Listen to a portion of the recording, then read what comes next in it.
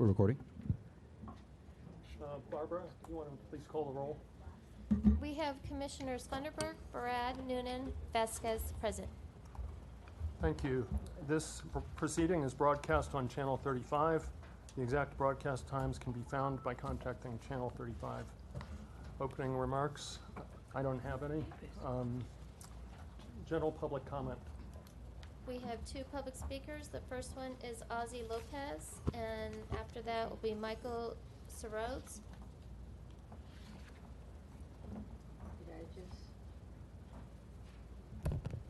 Good morning, fellow commissioners. Good morning, Commissioner.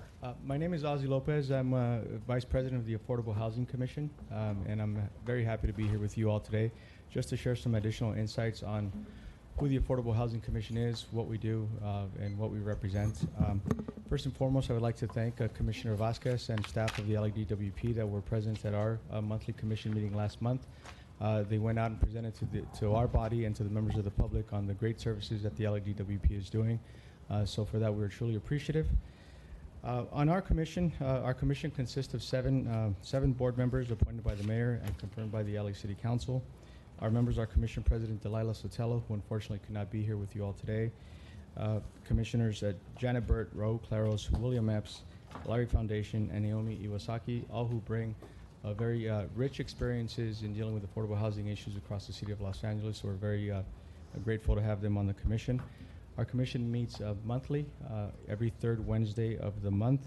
So you're all, commissioners, you're welcome to join our meetings whenever your time permits. And our specific purpose is to review government affordable housing plans and budgets, to provide policy recommendations to the Housing Community Investment Development Department, to other city departments, the Housing Committee, and the City Council. We also advise on forward-thinking, innovative ways to meet the city's housing and growth challenges, build on strategic and cross-sector partnerships, and promote the preservation and production of affordable housing as part of the city's growth strategy. We as a commission are very interested in working with you all within the LAWP on collaborative issues that may do a couple of things. Number one is benefit the affordable housing crisis that we currently have in the city of LA, but also to work with you to really create the additional awareness to the LADWP consumers within affordable housing on all the great services that you as a body provide. So for that, thank you very much for the time today. We look forward to really strengthening and hopefully building a stronger bridge between our commission and your commission and the departments to really promote sustainability, not just from the LADWP side, but from the affordable housing side in the best interest of the city of Los Angeles and its residents. Thank you very much. Thank you, Commissioner, and thank you for your past and continued service. The next speaker is Michael Sorodes. Sorry if I mispronounced Swords. Swords. Yeah, thank you. And please limit your comments to 2 minutes. Thank you. Okay. Good morning, members of the board. My name is Michael Swords, and I'm the Vice President of Government Affairs at the Los Angeles Clean Tech Incubator, or LACI. LACI is a nonprofit technology incubator created by the City of Los Angeles to help support the growth of the green economy here in LA. I'm here today to thank the board and members or employees of LADWP for their continued support. LACI opened our doors about 6.5 years ago, and LADWP has been one of our most important partners since day one. This public-private partnership has become a globally recognized model. A little over 2 years ago, LACI moved into the LaCretz Innovation Campus, which is owned by LADWP. LaCretz is a 60,000 square foot world-class innovation facility. The building features 30,000 square feet of co-working space, co-located with 30,000 square feet of laboratories, demonstration space, and DWP offices. This facility enables clean tech entrepreneurs to work alongside LADWP engineers and technical staff. The campus facilitates interaction between many of the key stakeholders in the LA region who are focused on making the city a more sustainable place to live. LACI, with the support of the City of Los Angeles, has achieved great success. LACI has helped 72 portfolio companies raise $165 million in funding, and we've generated $220 million in revenue, created 1,700 jobs, and we intend intend to deliver almost $400 million in economic value by the end of this year. LACI has initiated several programs that are designed to ensure that the benefits of the green economy are shared by all Angelenos, regardless of their socioeconomic status or where they live in the city. LACI has launched a diversity and inclusion initiative, which is designed to increase the number of women and people of color in the clean tech workforce. All of this work has paid off. 2 years ago, LACI was recognized by the University Business Incubators as the #3 incubator in the world out of 1,200 that were evaluated. Once again, I speak for all of LACI when I say thank you for your continuing support, and we look forward to partnering with LADWP for many years to come. Thank you. Thank you. We have one more public speaker, Joanne Yvanek Garb.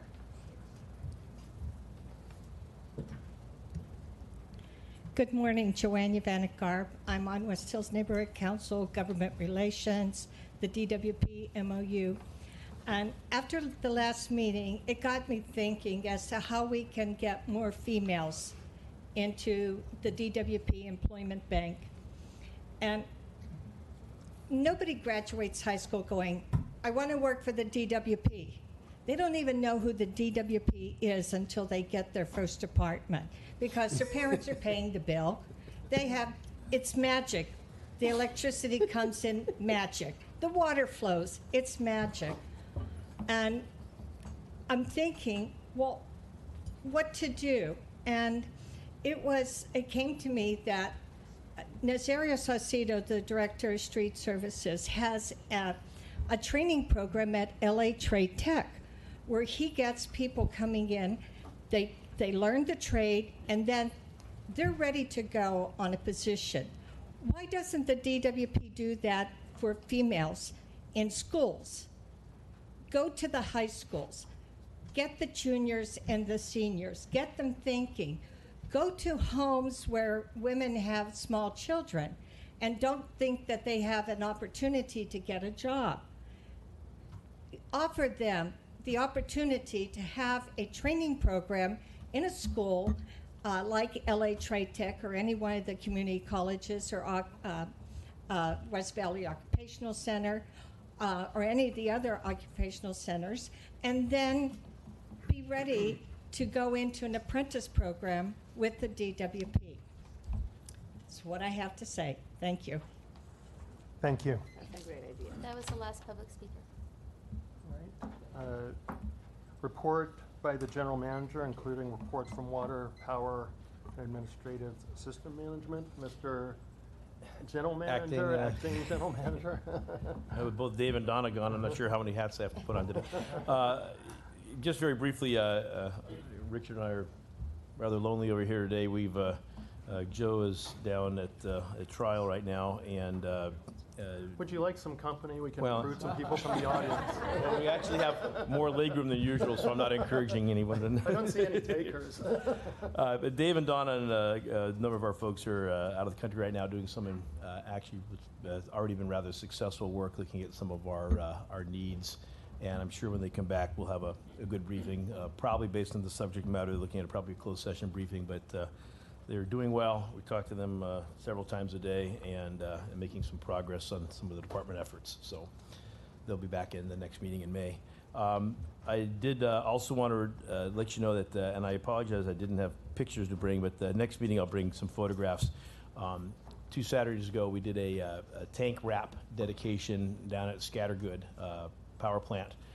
There's an oil tank that had been an eyesore for the city of El Segundo and an important gateway to their city.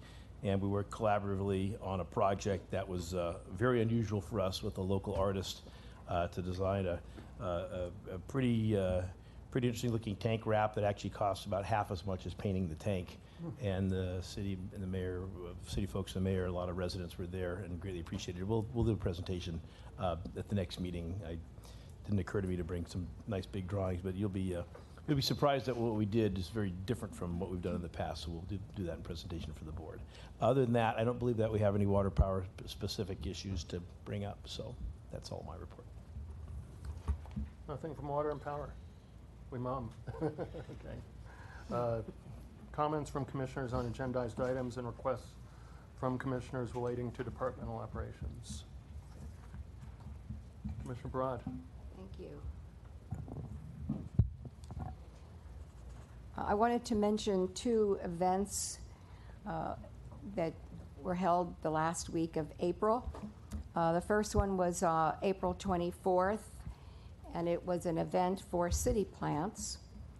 And I want to thank them for honoring me with an award that night. I was very pleased with that. It was a great turnout, and City Plants does a great job creating shade in LA and a tree canopy. I also want to particularly commend the executive director, Elizabeth Skursat, who's wonderful to work with, and I think over the past several years they've planted something like 20,000 trees, and I want to commend her. Also on April 28th was Arbor Day, celebration of Arbor Day in North Hollywood, and the people there, the volunteers, planted trees along Vineland where there aren't any trees, so for the first time creating a tree canopy. And it was a wonderful event. Senator Hertzberg was there, Councilman Kokorian, and I spoke, and it was, you know, for a lot of people, and particularly in the younger generation, they don't even know what Arbor Day is. And so I think this was a great day to celebrate, and it was a wonderful event. I was very happy to be part of it. Thank you. Thank you. Commissioner Vasquez? It was really a pleasure seeing you in full action there, Commissioner Barat. What an honor to be there with you and see you. And as someone that doesn't know you very well, only in my capacity as a commissioner, it was very exciting to see all the many accomplishments that you had in your area and in your neighborhood, and how much respect people have for you. And thank you. As from a woman to another woman, it's very exciting to hear. I want to share that this past Saturday, I attended an event with Mujeres de la Tierra, and for some of you that maybe don't know what Mujeres de la Tierra is, they do a wonderful, wonderful work in the community, educating young women, older women, specifically bilingual or sometimes monolingual Spanish speakers, on the many things that they can do to protect our planet. And they had an incredible partnership with DWP to continue educating them in our efforts to sustainability. So this past Saturday, we celebrated El Dia de las Madres, so Mother's Day, and I know it's coming up. So for all of you mothers out there, happy Mother's Day. And I feel like all women are mothers in our own way. So happy Mother's Day to all of us. So it was very exciting and very interesting for me to continue seeing their effort and the work that they do. I know that we have a presentation from our power side, and I just want to take a moment to thank all of them that came with me to also present to the Affordable Housing Commissioners. It was very, very exciting for me to see all the support and all the answers and the possible collaboration. So if you can raise your hand or stand, or the staff that was there, you can stand. You can stand. I'm very grateful that you all came with me and supported the efforts to continue fostering more collaboration. My hope is that we don't only get to present to the affordable housing, but to all of the commissioners, so that we can really bring more collaboration and bring more resources and maximize the resources that we have with other resources that folks have out there. So, I mean, what else do we need to report on? So many exciting things happening at DWP. So for those watching Channel 35 or in the live stream, please continue looking around on our website. Things are definitely changing here, and we're definitely seeking more of your collaboration and input. Thank you. Commissioner Noonan? did you have anything to share with us today? No, I think that our department is doing incredibly well. I receive updates from various constituents saying that they're being heard and that we are processing their thoughts in an equitable manner to appease not only our ratepayers, but to be forward-thinking with renewable energy. So I'm very, very, very honored to be part of this board. I think that each of these board members have really dedicated a lot of their personal time to make a difference, which aligns with the mayor's mission for Los Angeles being really the hallmark of what other states could and should consider doing.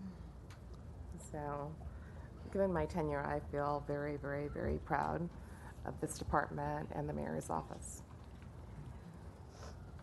Okay, thank you. And comments from the ratepayer advocate on agendized items. I will have comments on budget items as they arise. Okay. We're going to go forward with in our order. Yeah. So the transmission, LADWP transmission plan, power team.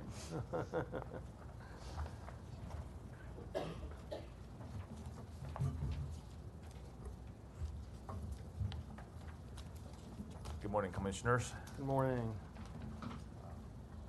Today we're going to present to you our power systems transmission plan, and that we have, and I'm going to go over a little bit on what we've done successfully and some of the challenges we see, and some of the current projects and present with some of the budget items, and what do we see in our future based on what the strategy we have. So last, Louis, can I repeat? Yep. So just back one step and tell us why it is we have a transmission plan versus just sure. replacing what's out there. Right. So each year we do a 10-year assessment, and we'll talk more in detail. That's part of our strategy. And all that information, the 10-year transmission plan, that's rolling it's due assessment every year. It rolls into the integrated resource plan, our overall IRP. The whole power systems infrastructure plan, integrated resource plan, is not going to be called the long-term resource plan, the strategic long-term resource plan. And I'll have a slide on that, discuss what our strategies are going forward. So during the last April 10th, both Dave and Reiko did a very succinct presentation on some of the opportunity and challenges with going 100% renewable. But today, what we're going to focus on is just the transmission system. So without further ado, I want to show you a slide. This is something we found while doing the research, and this is a power bill, electric bill, back in 1902. What's really interesting is that this is a receipt in the bill. We hide the customer name and address just for the privacy reasons. I don't even know they're here anymore. But, You might not but find them regardless, I anymore. try to observe our privacy policy here. What's interesting about this bill is back in 1902, the customers at that address spent or used 9 kilowatt hours, just a little bit over 30 days. So we figured that's about a 100-watt light bulb, 9 of them for 10 hours during those times. So that's all the devices they had back then, I believe. So there aren't that many electric devices. However, what's really interesting on this bill is that our rate back then was 15 cents a kilowatt hour. So 1902, we have 15 cents kilowatt hour. Our rate, average rate for average customer is about 16 cents, right, Sam? So our rates hasn't really gone up. So in, so in essence, if we go by 1902 rates, this is about $4 per kilowatt hour today, back in the days. So in essence, are we going to see that $4 per kilowatt hour when we go to 100%? I sure hope not, because I think our electric utility overall and the whole industry has done a great job adopting technology and innovation that we kept our rates low. And the fact that there's more uses, supply and demand, obviously, so we have kept the rates low, and I think that's a compliment to the industry. So back in 1918, real quick history, we had a population in LA for about 570,000 people. And we have about 62 miles of transmission line back then. And we had 2 power plants. One is power plant 1, which is small hydro, and a river powerhouse, which was decommissioned after war, about 1940ish. So total capacity at the time, we figured load is about 100 megawatts the most. So we have only about 12 megawatt generation in basin, but we did have a contract, I believe, back in with Southern California Edison for the LA-3. So it's right where this circle is. That didn't belong to Los Angeles. What we had back in 1918, about 100 years ago, we had 2 generations that are small hydro. In today's standards, that is 100% renewable. Okay, small hydros. So back then, we had 1900 years ago, we had about 100% renewables, not counting the LA3, which is Edison's power plant. What's really another interesting thing is back then we had only about one receiving station called A right in downtown Los Angeles. So that's where the populace is. People live in downtown LA. Today, we have over 20 receiving stations. So I will go through that. So in 1975, fast forward about 57 years, our population grew the low growth, yes, our population grew over about 3 times.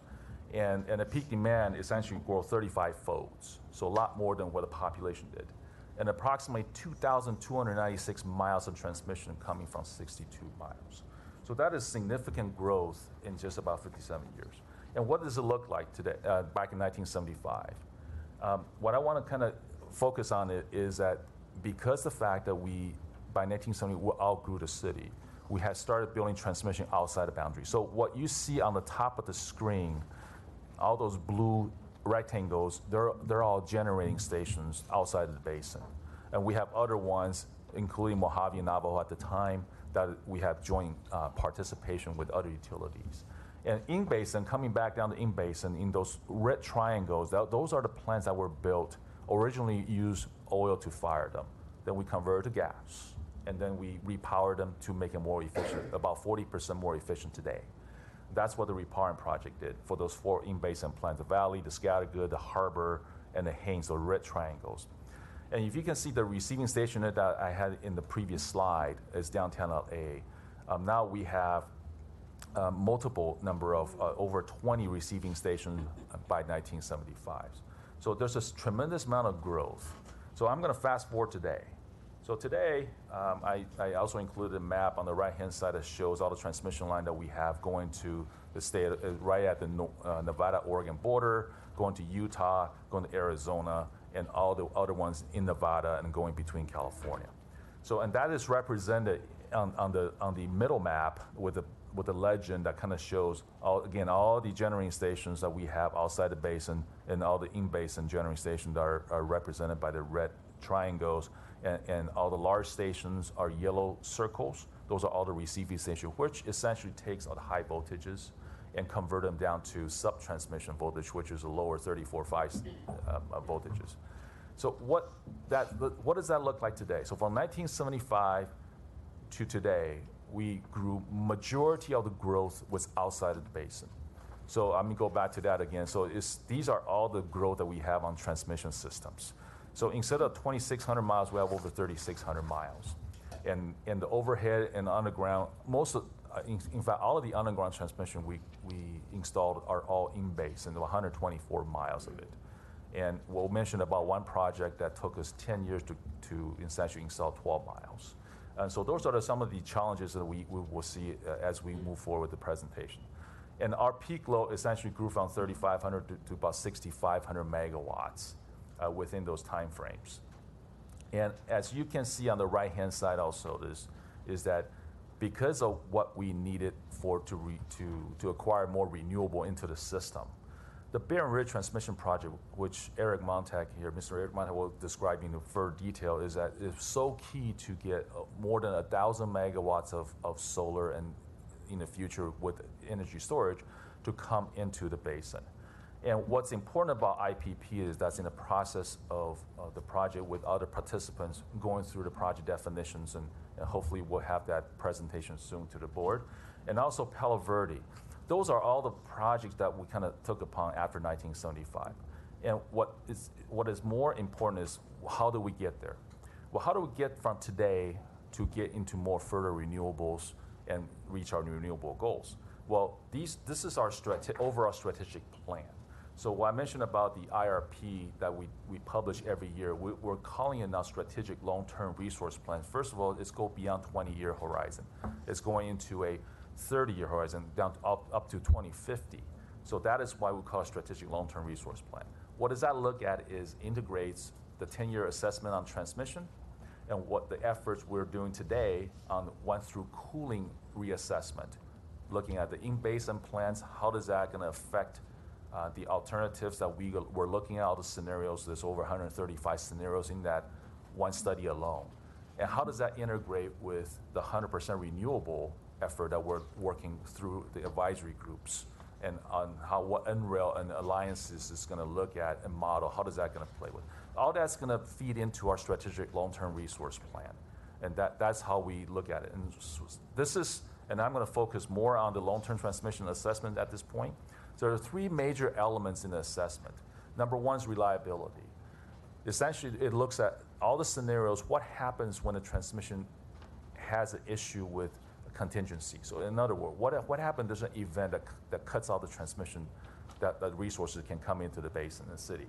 It looks at many, many scenarios and determine what a mitigation plan is. And the 10-year assessment also looks at all the renewable resources we have and all the system and RPS goals, and how does that going to support that? And how do we promote utilization of existing resources? And last but not least, how do we comply with the regulatory standard? That is one of the main elements for the long-term transmission assessment that we do every year. And here are some of the key objectives of the strategy. We look at increasing levels with different scenarios of renewables. How do we maintain even higher reliability than what we have today with the PSRP program? That is also contemplated in there. That's part of the long-term strategy on the budget. And how do we do it cost effectively, obviously. So factors, I mentioned about OTC 100% study that we're doing right now. And we also have other joint studies with other agencies, for example, CAISO with BPA, Bonneville Power Authority, and see what upgrades we can do on our existing transmission line. And obviously, environmental costs are definitely considerations. So here's our transmission budget and some of the list of the project that's in the budget. As you can see on the bottom right, there's a 10-year total of about $2.2 billion for the next 10 years. Again, these budgets are revisited every year so that we can make sure that we're on the same path, on the right path. I'm going to focus just kind of two projects that Mr. Montel would talk about is Barron Ridge Renewable Transmission Project, and some of the lessons learned we did with the Scat-Oli Cable A, which is the 12-mile, 12-year, $100 million project we're about to finish. So what does it look like going to 100%? It's really about transmission. We have the two prongs. One is upgraded in-basin transmission network. And what does that mean?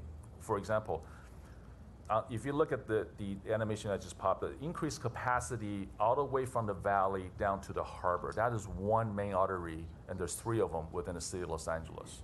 And again, part of the Scattergood Olympic line that we're going to talk about is 12 miles of this.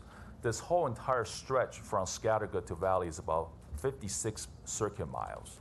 So again, 12 miles to 56 miles, we're going to look at the increased capacity of it. That's how we're going to get there. But however, how long would that take? What are some of the challenges we're going to see? We'll talk about a little bit. And here's another increase the corridor capacity. We're currently looking at how do we increase that capacity within the middle of the corridor. And obviously, we'll have to look at a third corridor, which is the Victorville all the way out of the basin, all the way down to the Century, which is the middle part of the city of Los Angeles. That we have a large receiving station there. So these are the three main corridors that Dave and Reiko talked about, and that's what we're doing right now, looking at the potential expansion. And second prong is how do we expand our out of the basin network? So essentially beyond Los Angeles. So the study that I mentioned that we're doing with other joint agencies, this is the study that we're going to take upon and take a look at and see what potential capacity we can increase there. There's also a study that is ongoing right now. Look at the IPP transmission capacity increase. How do we get there? And last but not least, because we successfully divested Navajo and Mojave, and those are the stations that we're looking very closely at the land purchase and also land sale that we're looking at Mojave, make sure that's in sync with our long-term resource for additional renewable coming in, because we have the transmission capacity right now to take in more renewables. Same thing with Navajo Generating Station. We divested in 2016, July 1st, and that's where we're looking at more renewables coming in, whether it's wind, solar, energy storage. We're looking at all the proposals at this point. So I want to backtrack just a little bit, because I ask a lot of folks and I get different answers. So I want to make sure that we're talking about the same thing. Is that when we do a transmission system upgrade, people just think, and a lot of people tell me, well, it's just the new transmission tower, new lines. Well, it's actually a lot more than that. That is just one portion of the upgrade that's potential. In fact, most of the time when you build a transmission system, the line itself and the tower has higher capacity than the equipment in the station. So when we talk about a power system reliability project, potentially it could increase the capacity. Just the station alone, we can increase transmission. That will take a lot less time to do than building a new line for miles and miles. So including all these equipment inside the station, from circuit breakers to bus bars to power transformers, all that can be upgraded, or each one of them, combination of it, can be upgraded to increase capacity for our transmission system. And you'll see on the very back of the presentation, there's a list of projects with the budget and the risk matrix. It actually lists out some of the projects that are ongoing. One of them is Victorville to Los Angeles. That encompasses what I just talked about. It includes equipment upgrade to transmission line reconductor, and that will increase 450 megawatts just by doing that, looking at existing equipment. That's all part of our 10-year transmission assessment process that we go through every year. So I'm going to turn this over to Mr. Montag here, and he will talk about some of the existing projects and also some of the future projects. Good morning, Commissioners. My name is Eric Montag. I was the project manager for Barron Ridge, as Louis said. I'm also the senior manager for the Strategic Initiatives and Resource Development Group. I was the project manager, and project managers typically are taught scope, schedule, budget. You hear that all the time. There are going to be a few people that work for me that are going to roll their eyes when they hear me say this. I always say project management and management in general is more than scope, schedule, budget. It is risk mitigation. So my very first slide has to do with challenges and risk. And sometimes I've been told, you're too negative. No, I'm very pragmatic. Life hits us with risks and challenges, and we got to be prepared. It's like a chess game. So part of the challenges that we had, I outlined here just for the Barron Ridge. This applies to every transmission job. And I'm going to actually highlight some points to augment Louis's planning part of this presentation to the implementation part of how do we make this happen. As a major long linear facility, these transmission lines have unique challenges to them. Some of them can be tens of miles long. They could be hundreds of miles long. They cross individual homes. They cross federal lands. There's a lot of things out of our control. So I'm going to highlight 3 points to these bullets here. Environmental. When you do a transmission line, typically, more times than not, you're not only doing a CEQA process, which is most major projects, but you're doing a NEPA process as well, because it probably will cross some aspect of federal land, especially the Barron Ridge line. It crossed both the Angeles National Forest and the Bureau of Land Management. What this does is it creates a joint environmental document that makes it more robust in time and in effort. So again, you're talking about the 10 to 15 year duration. This is one aspect of it, dealing with this CEQA NEPA process. The other part is once you get the process done, there's a process of permitting. So you get your CEQA, you get your NEPA, and you end up with, now you have to work with those same federal agencies as well as state agencies to get your various permits. Barron Ridge had over 7 major permits. And they're not little permits. These were permits that took well over a year each one, and they weren't just necessarily done with high priority to some of these agencies. And the last part of it is the land acquisition part. Barron Ridge, I think, Commissioner, you were part of some of the land where we procured 440 parcels of land. That's a lot of land, and it for our organization to do that was a tremendous stress. and that created its fair share of challenges. So again, these long linear facilities, especially if they're new, they're very challenging time-wise. The other thing I want to highlight is the LADWP resources. This is vital to our success of these projects. We always hear about these projects that the EPC contractor gets. Yeah, they build the bulk of it, but it's our in-house people that review the specs, that review design, but more than that, they interface with the construction on the most critical points of the construction. And I'll get to that in some of the examples. The third part is... Excuse me for 1 second, Yes. if you would so indulge me. So I'm very aware of our main transmission lines and why we have invested in capitalizing on the land that we own to maximize transition, whether it be direct, solar energy, etc. And so I just want to be perfectly clear on the record that I've overseen the department's decision to see what investments make sense in terms of future transition lines.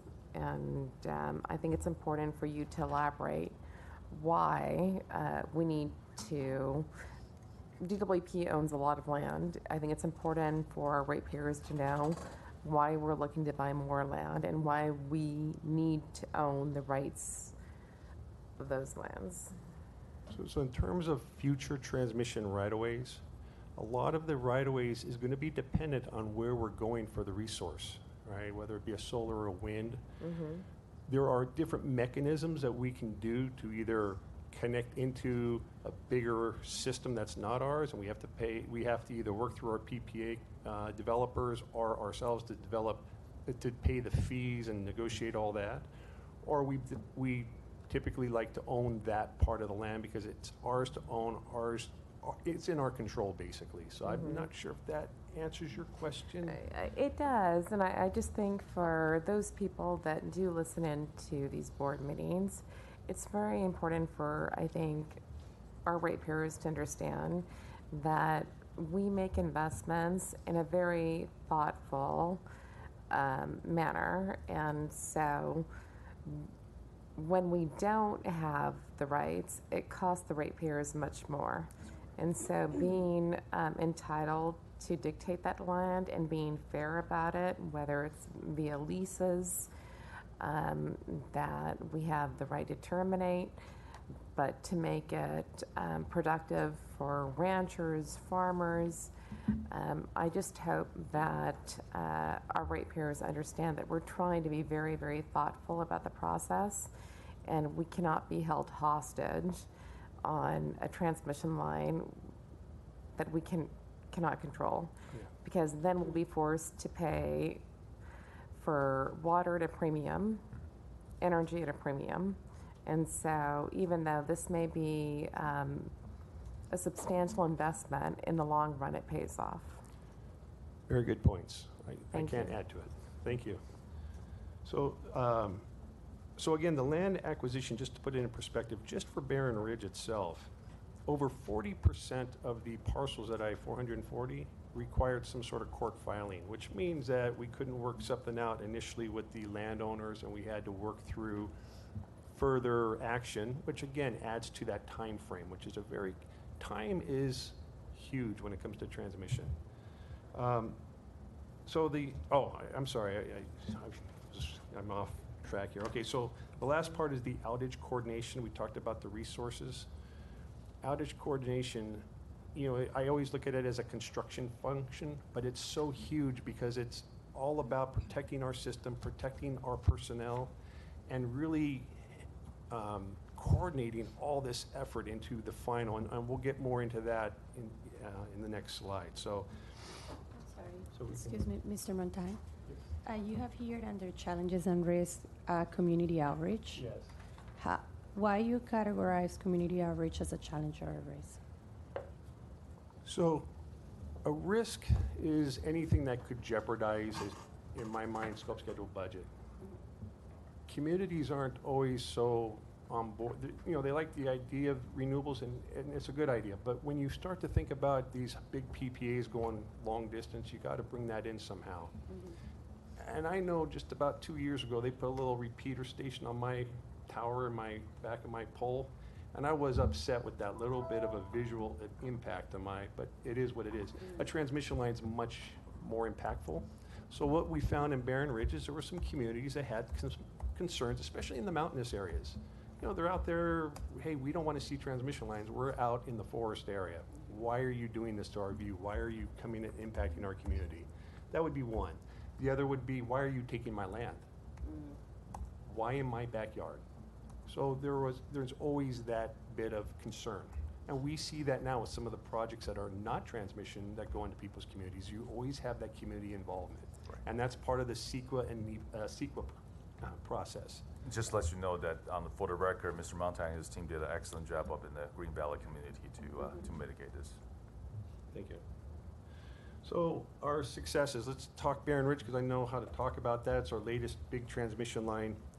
We started conceptual planning of that in 2005, and it went into service in 2016. So there's an 11-year gap just for the actual. This is not something we researched. It actually happened.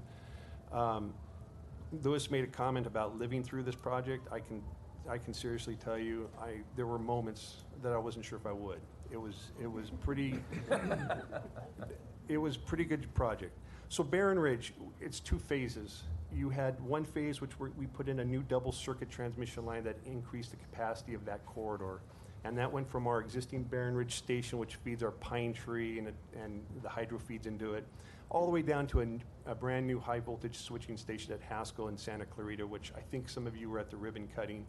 So you saw that station, very big, $80+ million station. We wanted to expand our existing Barron Ridge station. So Barron Ridge was initially built for Pine Tree. That was it. And then some other ideas came along, and renewable targets came higher, and we realized, well, we got a renewable mecca here in this area. How can we tap into it? When you tap into a solar, you need transmission and you need a station. So you can't just drop a PPA down and say, here's a solar or here's a wind and we're good. You've got to actually connect into a station. And so we expanded our station for future just to, and we'll see this in the future, but in other slides coming up, just so that we can start to tap into new projects in that general area. We also reconductored our existing line, certain portions of it. Now, there were certain portions that made sense to do it because we had to take out the old towers, and so we came back with these bigger, more robust towers with 3 circuits. We just did it at that point. The total cost of phase 1, which is completed, was $312 million. Phase 2 is under planning under engineering right now. They're developing the contracts for it.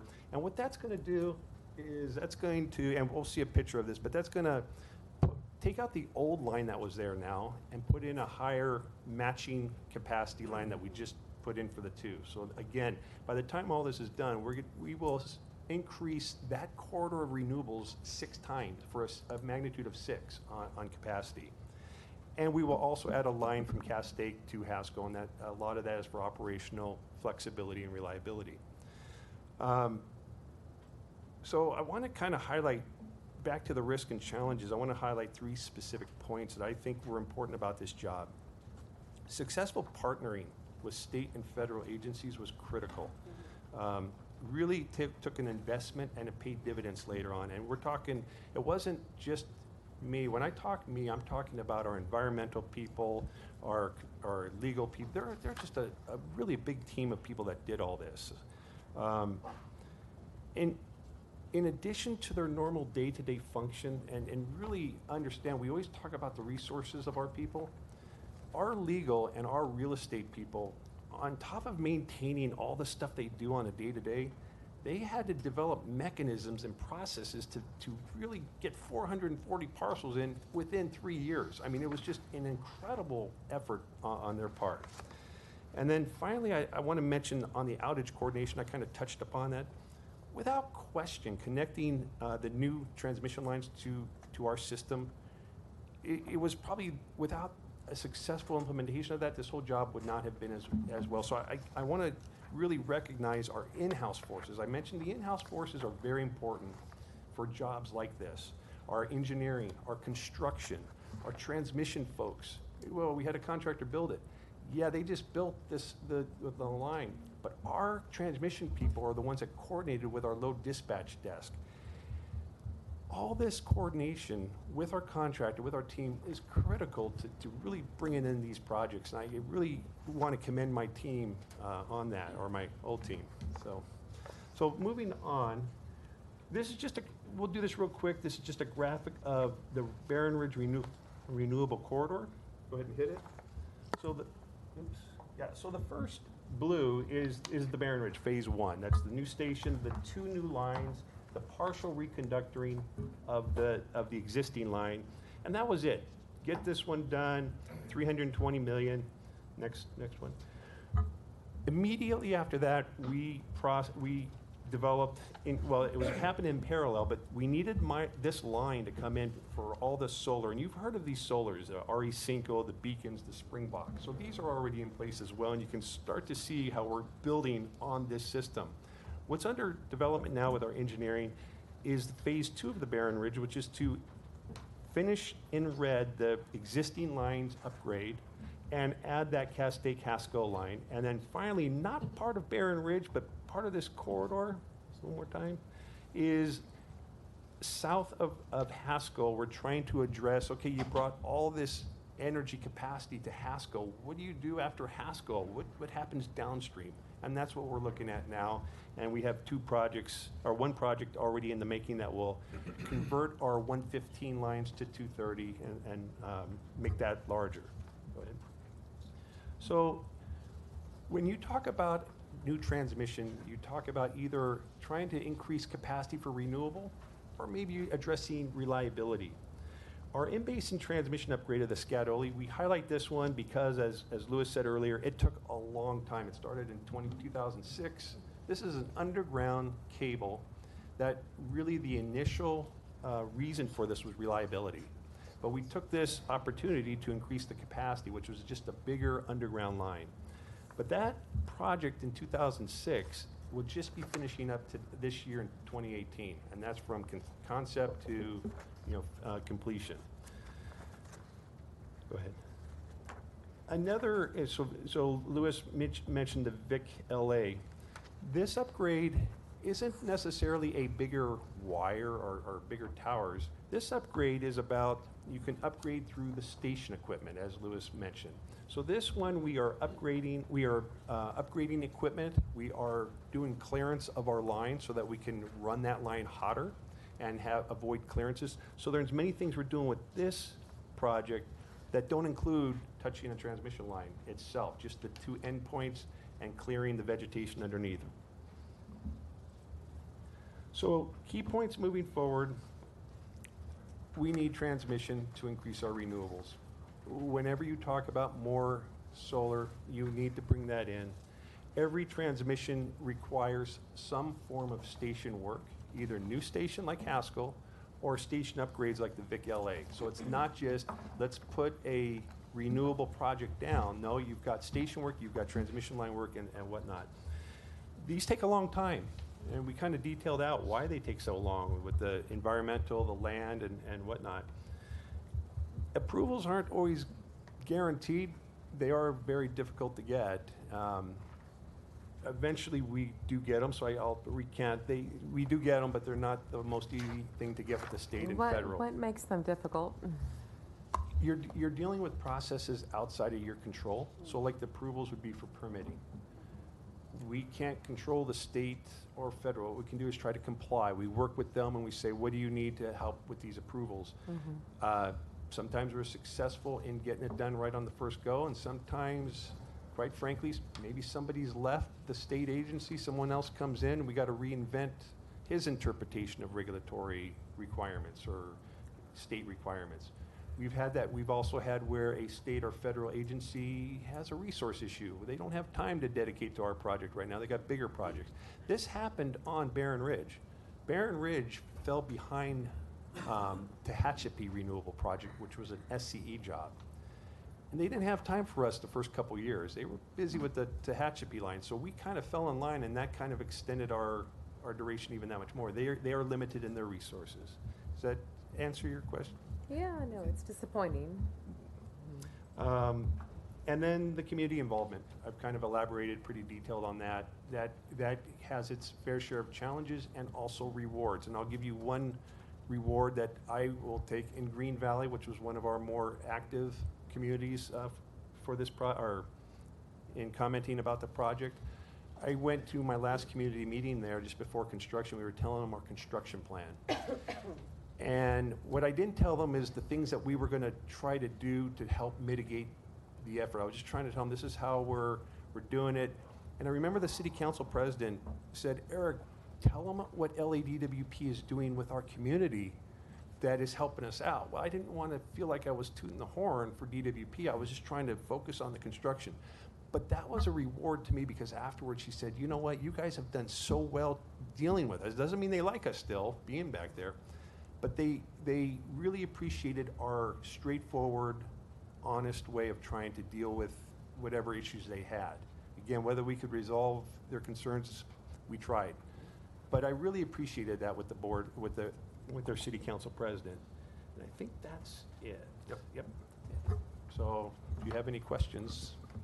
I mean, my last comment is, you know, since Los Angeles has been honored by being the one city in the entire country to really lead the way on accomplishing solar renewable energy, I would hope that this would kind of set forth an incorporation of other entities wanting to mirror what we've done and to work collectively in getting future objectives achieved.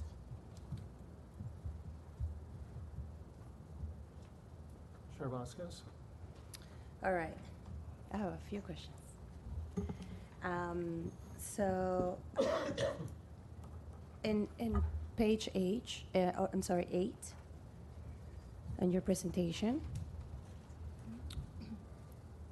can you help me understand why do we plan on a 10-year system upgrade where in today's world, we're in 2018, things are moving a lot faster. Technology is really what I like to say it on our side. And we can potentially have shorter purchase agreements.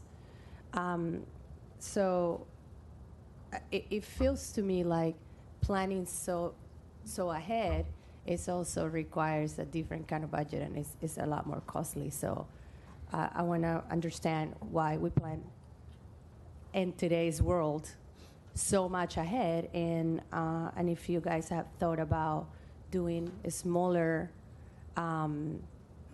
system assessments so that it's maybe less costly. So that's an excellent question, Commissioner. So the 10-year transmission plan is required by every utility. So it's a regulatory mandate, number one. Its focus is, number one, is reliability.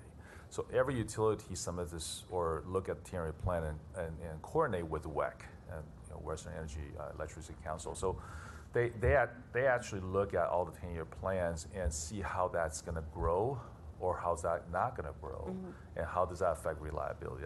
That's really the number one driver for the 10-year transmission plan. It's a rolling 10-year plan. So every year we look at other people's transmission plan. How does that work? We work very closely with CalISO, for example, on their transmission planning, as we're all interconnected. So however many more transmission they add and subtract, and we do the same, that needs to be coordinated in all these different scenarios that they come out and we come up, saying that if this happens to our transmission, what happens to their transmission system? And that's what WEC is looking for. So Louis, in that sense, it's not a static plan. There's a lot of continual efforts between all the agencies between the years. And it's not the only plan that we plan with. We have smaller horizon plans, but for purposes of this presentation, this was focused on transmission, not necessarily a distribution level transmission, but the higher. So those are more complicated jobs for the reasons that were outlined with permitting and environmental. You need that longer horizon for these types of jobs that we've identified here. Okay, thank you. Okay, my next question is on page 10. Yes. So you have this budget, and I'm not clear, and if maybe you can clarify if all of this budgeting that you have is exclusively for renewables. And I'm asking this because you still have Scattergood and some other, in basin that are what I like to say up in the air. Still, we don't know what's kind of going to happen to them, or now that I'm aware of. So That's an excellent question too. And the Scattergood Olympic Cable A is really, let me show this to you in another slide that can better represent this. So if you can take a look at this slide here, Scattergood's right by the ocean, the little triangle. That's the generating station. The cable A really spans from Scattergood to RSK, the receiving station K over here. That's why the reason it's dashed line is because underground line. So that's the line that we recently replaced because of aging cable with a new cable and an upgrade capacity. Now, in order to bring more renewable, let's say from out of the basin, let's say from Barren Ridge, for example, those electricity got to travel all the way through these transmission, all the way from, let's say, up here, where Olive is, and then the Silmar. It's got to come down through these transmission lines through receiving station J, and a U, and down to K and L. So we literally just replaced 12 miles section of it out of about 56 miles of circuit miles in order to bring more renewables coming down to this area, which is very critical for serving the low reliability in the west side. We have to, or for the rest of the city for that matter, we have to look at upgrading entire transmission line to 56 miles of circuit miles. So that is the reason why we're not doing it because of Scattergood. We are doing it for Scattergood for reliability, but also for that reason. So just to clarify, in this case, so that's the name of that line. Scattergood is an energy hub. Right now it's a generation hub. Unless we relocate a facility of that size somewhere in the city that we don't currently own and route new transmission in someone else's neighborhood where it does not currently exist, it'll have to remain an energy hub.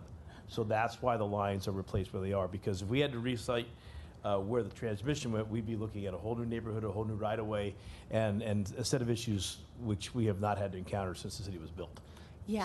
So that's why there's power renewal going to that area, not necessarily because of what the plan of Scattergood is, but because that's where energy goes to and from currently, and to abandon that as a site has huge significant impacts that way beyond what they're talking about now. Thank you, and I appreciate you bringing that point. My question was if this transmission line planning was specifically for renewables.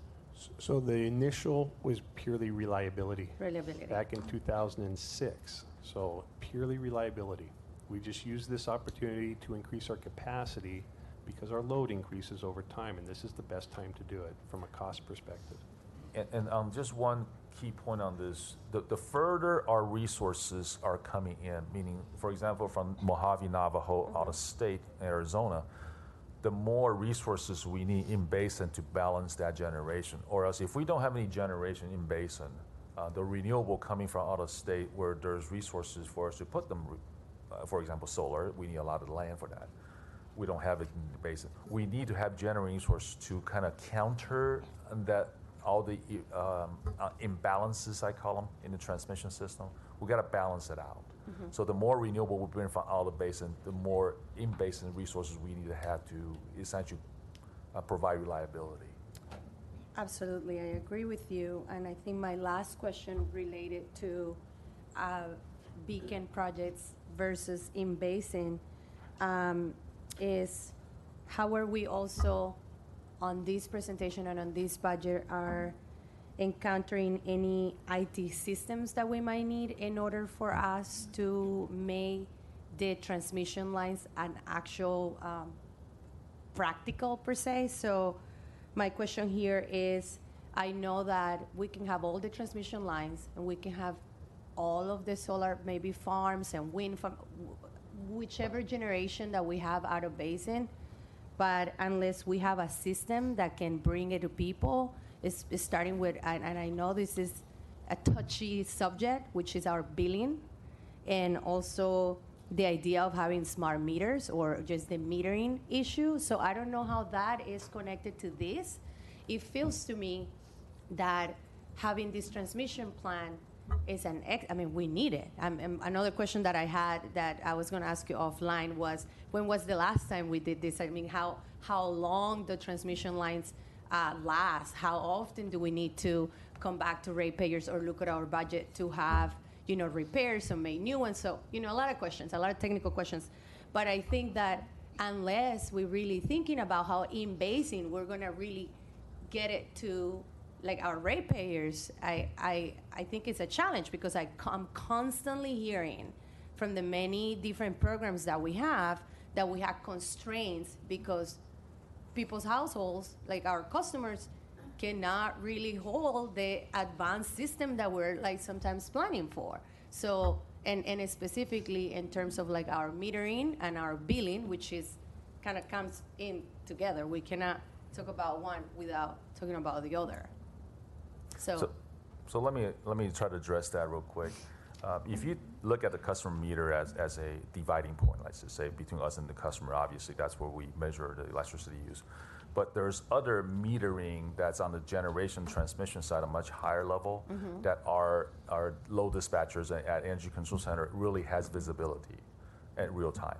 That's one of our requirements for every resource that we built today, and also for the past, as far as back to 2000. We have to have visibility at real time. In order to make the grid reliable, our load dispatcher has real-time visibility, and we'll love, I don't know if you've been to ECC, but we'll love to show you how they actually monitor the generation and balance with what the customer demands are. So that's what they see real time. So in essence, we don't have 1.5 million resources on the generation side. We have a lot less. So they can actually visibly and with a computer system to monitor those in a real time. So imagine if there's distributed resource behind the customer meter, there's 1.5 resources. If they start to be having more what we call distributed resources or virtual net metering, all that resources, if you come behind, there's got to be some other system that has not been developed in the industry at this point. It's all pilot projects to look at how we can control those resources better so that our limited resource at Energy Control Center doesn't have to monitor 1.5 million resources. So that's the difference.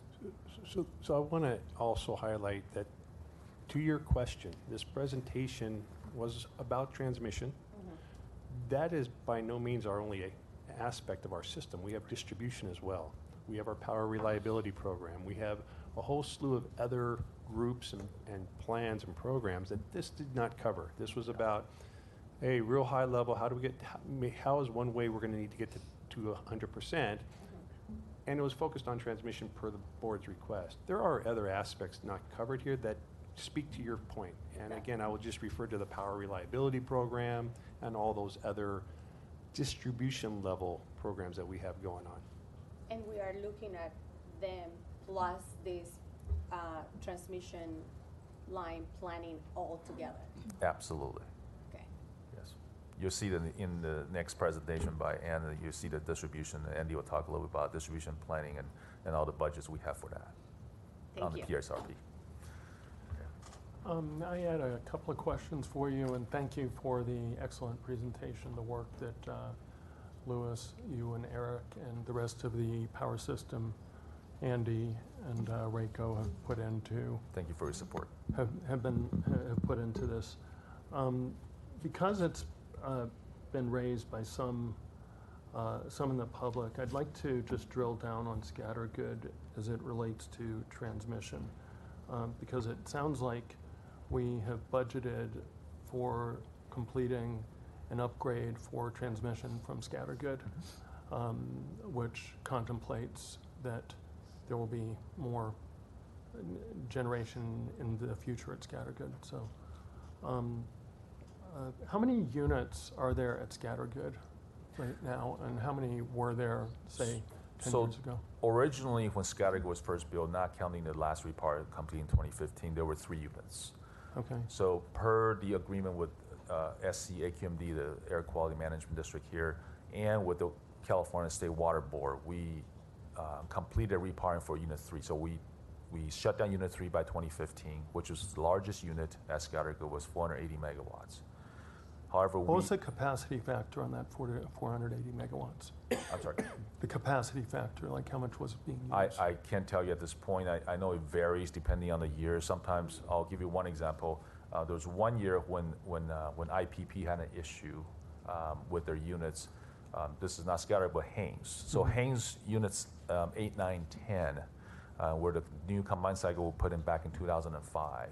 And that was 575 megawatts ran 75% of the time during that year because IPP was out. So again, there's a contingency that we never planned for, but we had a contingency to back it up. Okay. So that's 75% capacity factor, and we ranked number 14 in the nation that year for running number of hours on that unit. Okay. So that's very high. The other units, how much were they? How much So, are they? so at Scattergood, there's 480 megawatts, and the other units 1 and 2, which is still in operation, which is building back in 60s. So these 2 units that is on the deadline for 1 through cooling's 2024. I believe they're 175 megawatts each. So total capacity gross, I believe, is 840. So there are 3 units. That's correct.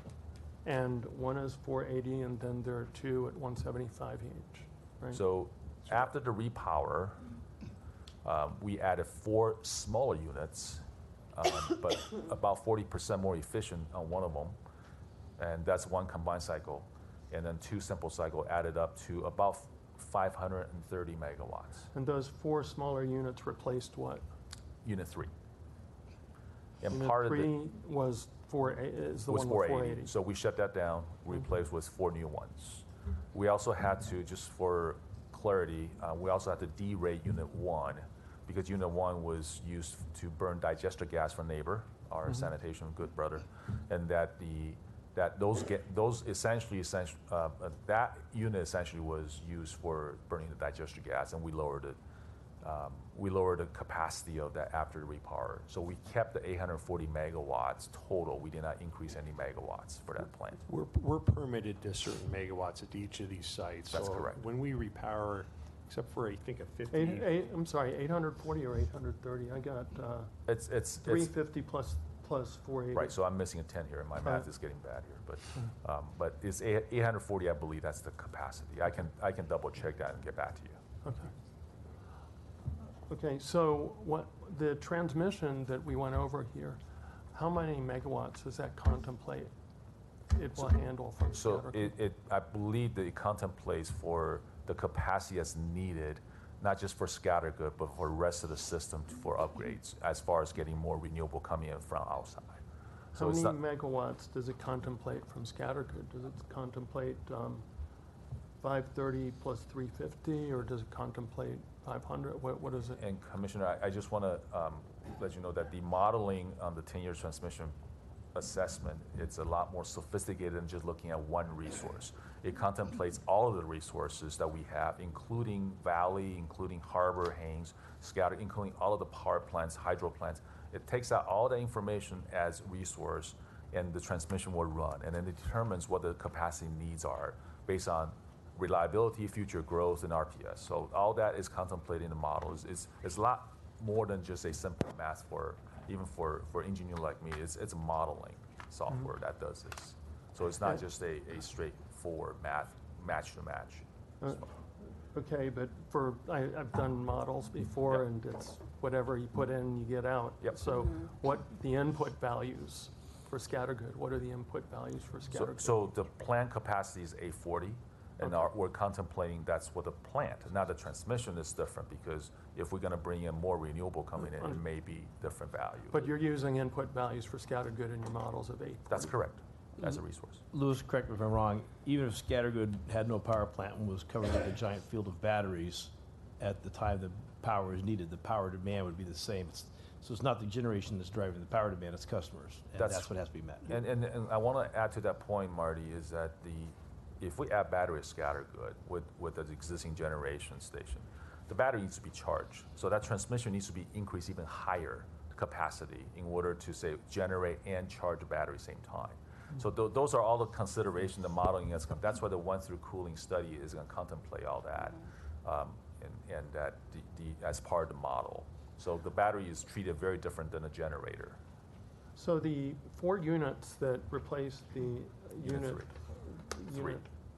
one, was it? Unit three, I'm or sorry. unit 1? Unit 3. The 4 units that replaced the unit 3 at Scattergood, did those meet the once-through cooling deadline that the Yes. State Water Board established after the Yes. years?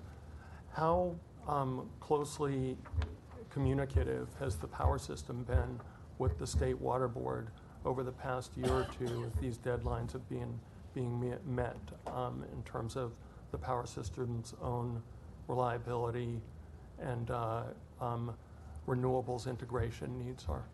So we just attended a meeting with the State Water Control Board where CEC presented based on the SACWIS. It's the State Water Board, I believe, State Water Control, or Went Through Cooling Controls. I forgot the acronym, but it's essentially it's the board that we participate in. We're not a member. We participate in to give the Water Control Board an update every year on all the plants, all the Went Through cooling plants in California, and what the progress is, give an update on the plant shutdowns and based on Went Through cooling and based on the number of megawatts that's been shut down. So those has been communicated to the state once a year minimum. And is that to the Energy Commission or to the State To the Water State Board? Water Board.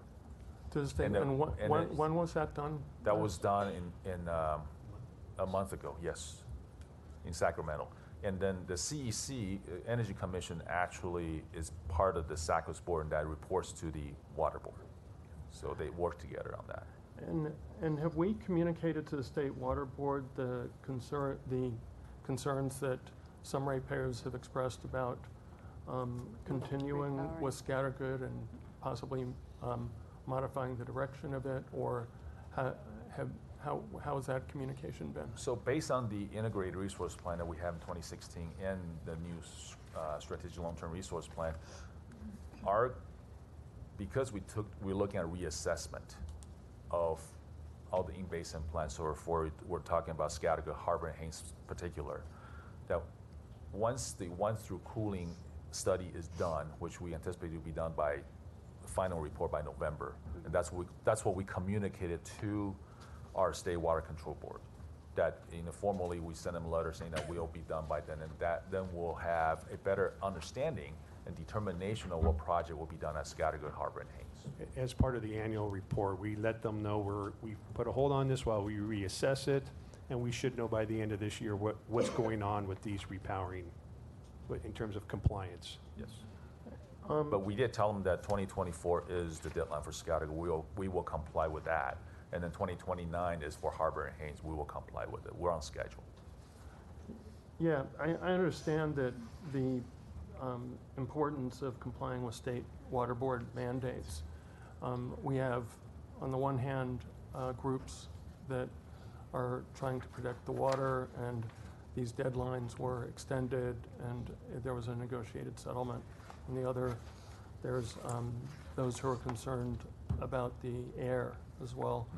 What I want to know is, has the State Water Board been engaged on the issue and the conflict that we see as our board in expending a significant amount of money by our ratepayers that we're going to have to borrow, that we're incurring debt against in the name of the system reliability, which is paramount.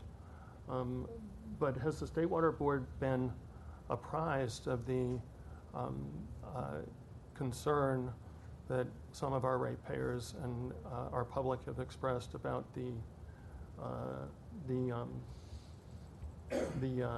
repowering of Scattergood in terms of increasing and continuing with existing gas-fired generation there? So what we communicated to the Water Board and also SACWIS is that we are on target for 2024. However, because of the reassessments that we're doing at this point, that we will reevaluate and make determinations once a Went-Through cooling study is complete, and then we can have a better discussion and conversation about the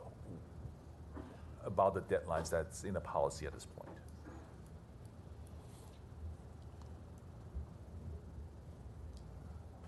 Okay.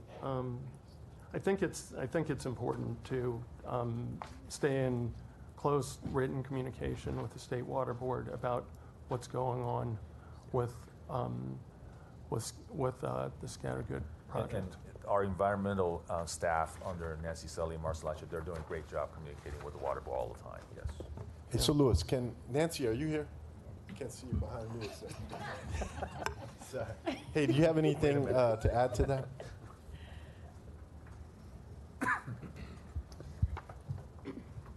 Yeah, there are a couple of things. One, we're required annually to submit a grid reliability report to the State Water Resources Control Board that kind of lays out, not just for Scattergood, but for all of the plants, sort of whether, I mean, basically the State Board policy says that we have to end the use of once-through cooling as soon as possible.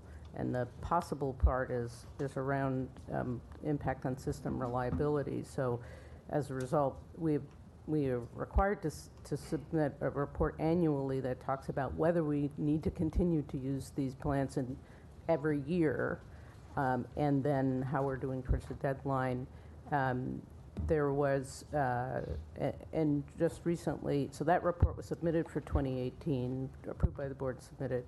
And then just a few weeks ago, RACO sent a letter to the State Board, sort of just clarifying that we are still on track on the schedule, but as Louis said, that this study is going on. So they are aware. One issue that I think we have to sort of keep in mind is that every other power plant owner in the state is required to deal with their once-through cooling issues by 2020. So we have substantially more time than other power plant owners in California, and that the State Board has accepted that we cannot, for any plant that could not meet the 2020 deadline, that the State Board would require an evaluation of interim measures. So they have allowed us to pay a mitigation fee instead of implementing interim measures, in part because the plan that DWP submitted and schedule was that we would eliminate once-through cooling by for all of our plants by no later than 2029. So we've been able to, we have not been required to do any interim physical measures at the plants. And would it be advisable to possibly conduct some further alternatives analysis, given all the developments that are taking place in storage technologies and other technologies, even power system software technologies, to apprise the State Water Board and our board? Well, I mean, we certainly can engage them at any time, and I'm sure that they would be more than willing to, and they have been very willing to sit down with us and discuss issues around all of the schedule and the interim measures and a number of other things. But I think until we know what we want, I think that gets, their primary concern, as you know, and their regulatory responsibility is over the protection of the marine resources. So, I think we would have to. I think we'd have to be clear in our own minds what we were doing before we approached the State Board to ask them for something. That doesn't mean we couldn't engage them in a discussion in the meantime. And when you say there would have to be something that happens before we approach the State Water Board, what would those? Well, the schedule that we are currently under, and the ability to pay into a mitigation fund rather than doing interim measures, was predicated on a schedule for phasing out the once-through cooling plants. Mm-hmm. And so, and that was the schedule that was ultimately accepted by the State Board. So I think until we have some answers about, or some greater clarity about what the intention at Scattergood, I think it's hard to. They're going to ask, well, what do you want? Right. Until we know the answer to that, I think it's hard to ask. It's hard hard to expect them to give us an answer without us asking a question. Mhm. And there's nothing that you would recommend doing between now and if that, day were to come when something could be asked? Well, I think that we'd have to look, I guess it depends on sort of when we have more clarity about schedule, in terms of our own schedule for whatever the alternatives. Now, we could approach them, but I don't know what we would tell them. So after the once through cooling study's done, maybe that would inform the direction that we go, is that? I think that's right, and then it informs both the direction and whether there's any impact on the 2024 deadline for whatever the replacement, whatever that is, what impact that would have on the sort of end date for Scattergood for the use of once through cooling. So right now, we don't have that schedule. We don't have either the results of the study or what impact that, whatever the alternative is. We don't yet know what the impact on the schedule will be. Okay, so perhaps come back to the board in October after the once through cooling study's done to report, so that we don't have to wait until next spring to report to the State Water Board in terms of updating them on what's going on with the alternatives. Yeah, I think we certainly have the opportunity to approach them at any time. We do have these annual reporting requirements, both the reporting requirement and then the meeting of this committee, the SACLIS committee, that also provides another opportunity, but we certainly don't need to wait for those. I think that you can expect that when the study's done at Scattergood, not only will we have what we need, but we'll also have a schedule and how it impacts our permits and the requirements. So it won't just be an answer what's going to happen at Scattergood. It'll have to be the whole picture, actually, how it's going to happen as well. Thank you for your work, and thank you, Nancy, for your splendid work with the water and air and other boards that you deal with in coordination with the mayor's office. Appreciate it. Commissioner Broad. I just have a quick question and a comment. I want to thank you all for your presentations. Very interesting, and I particularly liked the very first slide, and I wondered if the person who had been billed $2.42 had complained about how much they were paying. It's interesting you ask, because you can notice on the slide, next to the 15 cents is $1.35 for that month or that billing period, but there's $1 on the bottom. I'm not sure what that is, because it says there's a line crossed out that says discount on it. So it's not a discount, it's actually a charge. So we're figuring maybe he didn't pay the bill before, so that's this bill from a previous month. We're not sure, but the total bill is $2.35, but it's really for that month's $1.35. Yeah, very interesting. Talking about going back to that, it seems to me that we really, one of the factors that we have to figure in with all of our power usage is the use of air conditioning. And air conditioning, I mean, when I was growing up, we didn't have air conditioning. And it seems to me it was like in the 70s when we started really talking about room air conditioners, and then there was central air conditioning. And so that really, I would think, I wanted your comments about how that has affected the capacity, the capacity needs of where we are. And in terms of long-term strategies, does your presentation take into consideration climate change? And I know it's become hotter and more humid, particularly in the LA basin over the past several years. We have record heat and humidity that I can't ever remember that we had in Los Angeles. So how does that at all figure into the needs, your capacity needs for the future when you're talking about strategies?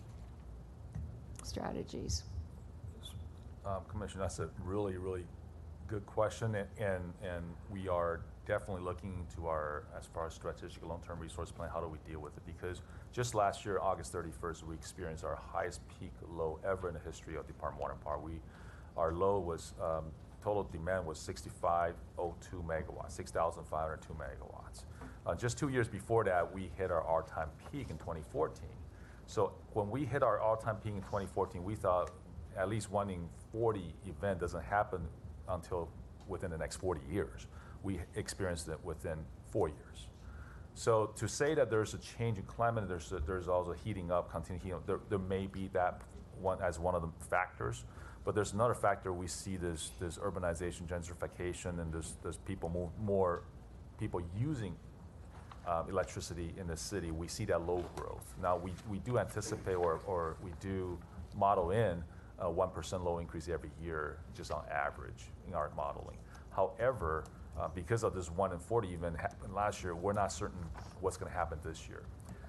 Now, just because our peak load grows, our energy sales has not grown. So what does that mean? That means energy efficiency is working. That means all these new buildings and new residents that there are people putting in, they're putting more efficient air conditioners, they're putting more efficient heat pumps, pool pumps if they have a pool. And all these new buildings downtown, you walk into it, most of them has the automatic lighting, so there's no movement in the room, the light doesn't come on. So those are all the energy efficiency measures, not just the energy control centers that they have in their own building to monitor energy use, is that when the days get so hot, like August 31st, so 2 days before that, we start seeing the temperature ramp. By the third day, August 31st, it was a Friday, nobody turned on their air conditioning anymore. So it doesn't matter what energy efficiency measures they put into it, the air conditioning were essentially on. That's what our guess is. So all the commercial industrial are pretty stable. So whatever they use, most of the time their load factor or their usage of electricity is about the same. But when it gets so hot, the air conditioning doesn't shut off anymore. That's when we see new peaks. That's when we see the new quote unquote growth in the city. But all the other times when there's energy efficiency measures to curtail or to limit the amount of usage on electricity, we're seeing that effect. So we're not seeing the energy sale grow up, but we do see the peak starting to grow when the days gets really hot. The one thing I'd add to that is that with the electrification of the transportation grid, we expect to see substantial increase in energy use. And That's so, depending on how fast that occurs and how extensively it occurs, we could see, what are we talking, Andy, is it a doubling of electrical demand? 50%. Yeah. So 50%? yeah. So we have, so it's interesting as we try to save electricity. As Louis said, our peaks continue to go up. I mean, I can remember 3 or 4 years we've set new records in recent times. As long as we all have these and we all plug everything in we can, and the air conditioning's on, and plug vehicles in, that demand is going to continue to grow. And then as we electrify, as much as we possibly can, so that we have less greenhouse gases, less fossil fuels being burned in cars and such, that'll have a direct impact on the power system. And it seems as though we've had more outages, and I assume it's, I saw that. Louis just rolled his eyes. And I assume that's because of the heat and everybody using power at once that we have these outages. I don't think we've had more outages. I think we've had a couple dramatic ones. And I mean, our outage records are still amongst the best in the nation. We had the large one in the valley affected a large area, and one of the things, as Andy detailed at the time in this eloquent discussion of how a transformer works, which he reminds me of constantly, usually in California those things cool down at night. And so when it's humid and it stays humid, what we're seeing is that those transformers are not cooling. And so the oil inside is getting hotter and hotter, and eventually it breaks down and causes, you have basically a shorting going on inside the transformer. So we had the large failure in the valley. One of the things we're looking at is, our design for transformers versus what may be used in the south or other places where they're used to humid weather all the time. Is there something different about the equipment they're buying than what we're buying? Because if the California climate's going to change, then we need to make sure the equipment that we're installing is going to keep up with those changing times. That's a good point. Do we use different materials or different designs throughout our transmission areas based on We have our standards for our system, but we're also looking at what else is used in other different kind of climates. So Western United States may not be as typical as it has been in the past, going forward. Yeah, and one more point on reliability real quick is we experienced some significant major events, weather events, such as the 2016-17, there's a 3-month rainstorm almost nonstop. And then we had some wind event last year, so that kind of peaked out. If you take those major events out of our safety, which is our reliability index, you can kind of tell that we're pretty on par with all the other years, but if you add those events, then yes, the reliability kind of increases or decreases a little bit. One of the interesting things, when we hit that peak that Louis mentioned, it was there'd been a heat wave, it was very humid. When it gets into the 90s and 100 degrees, your solar efficiency goes down. Solar likes bright, cool weather. And so, when you get the hot weather, the solar efficiency goes down. And we also had some cloud cover because that was keeping the humidity in. So at the time we hit that peak demand, we were running about 1,200 megawatts of solar, and everything else was either coal or gas. And so if the wind's not blowing and the cloud cover comes over, or solar efficiency drops. So these are the contingencies that we have to plan for.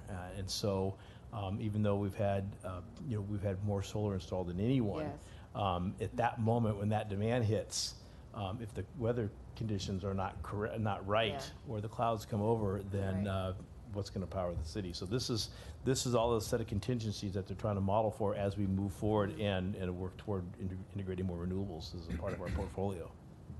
That's very interesting.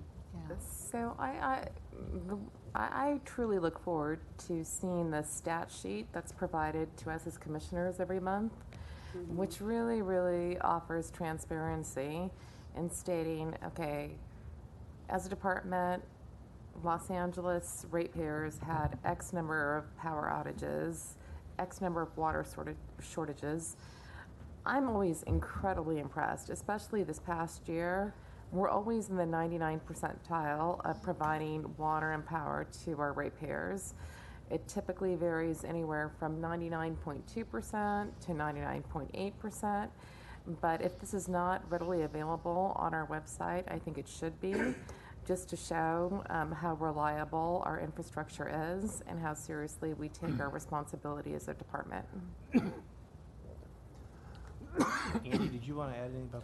Well, it shows you where our power system reliability program has come from when we started it. Back in 2006, 2007, we had large numbers of transformers fail. We went with our reliability plan and we've replaced them to the point now that when we have the same typical time of heat, we don't have the same number of failures. And that infrastructure work that we've done has shown the benefits of that. That being said, that when you have 1,000 transformers fail during a heat wave, that reduces load on the system, right? Now that they're not failing, then that's going to increase the load, right? Because that used to, and with that shows the need to keep on with our reliability program to replace not just the transformers, but the cables, the wires, and upgrade those, because those transformers that failed reduce some of the stress on the feeders and the stations, and that's where we're continuing to make that improvement in those upgrades, and we're seeing that in the fact that we're not having the prolonged outages and we're not having the numbers failing. So. Okay.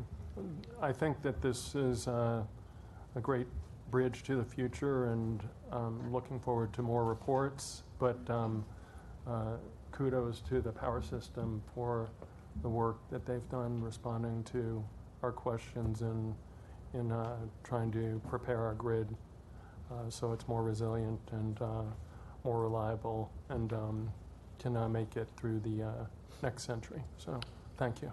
Commissioner Funderburg, if I can add one short point. Yes, you can. If you look at the industry as a whole, transmission cost is about 10% of the retail rate. So transmission cost is a relatively minor part of the total cost. Now, that's not specific to DWP. Very long distance lines can add to that cost. But we're at a point in time where additional transmission capacity gives us more flexibility, because we don't know where this business is going to end up. Who knows? There may be some terrific storage technology, but it may be only good outside of basin because it takes so much real estate. We don't know how quickly wind and solar resources are developed, which will be cheapest. So the challenge for the transmission people is time. It may be cheaper as a percentage, but they have the problem of how long it takes to develop facilities. And to quote, I believe, Queen Victoria, all my kingdom for a moment of time. And I believe that's the transmission project manager's mantra. Well, with that royal comment, thank you very much. Next item, do we have any comments on the next item, or do you? Yes, two. Yeah, okay. We have two speakers for item 6B, Graciela Geyer and Allison Manos.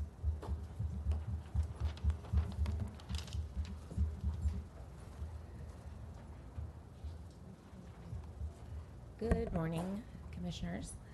My name is Graciela Geyer. I'm here on behalf of the Sierra Club My Generation campaign. And I just wanted to thank you all for your leadership, this incredible, wonderful discussion that we just had on our equitable transition to 100% clean energy.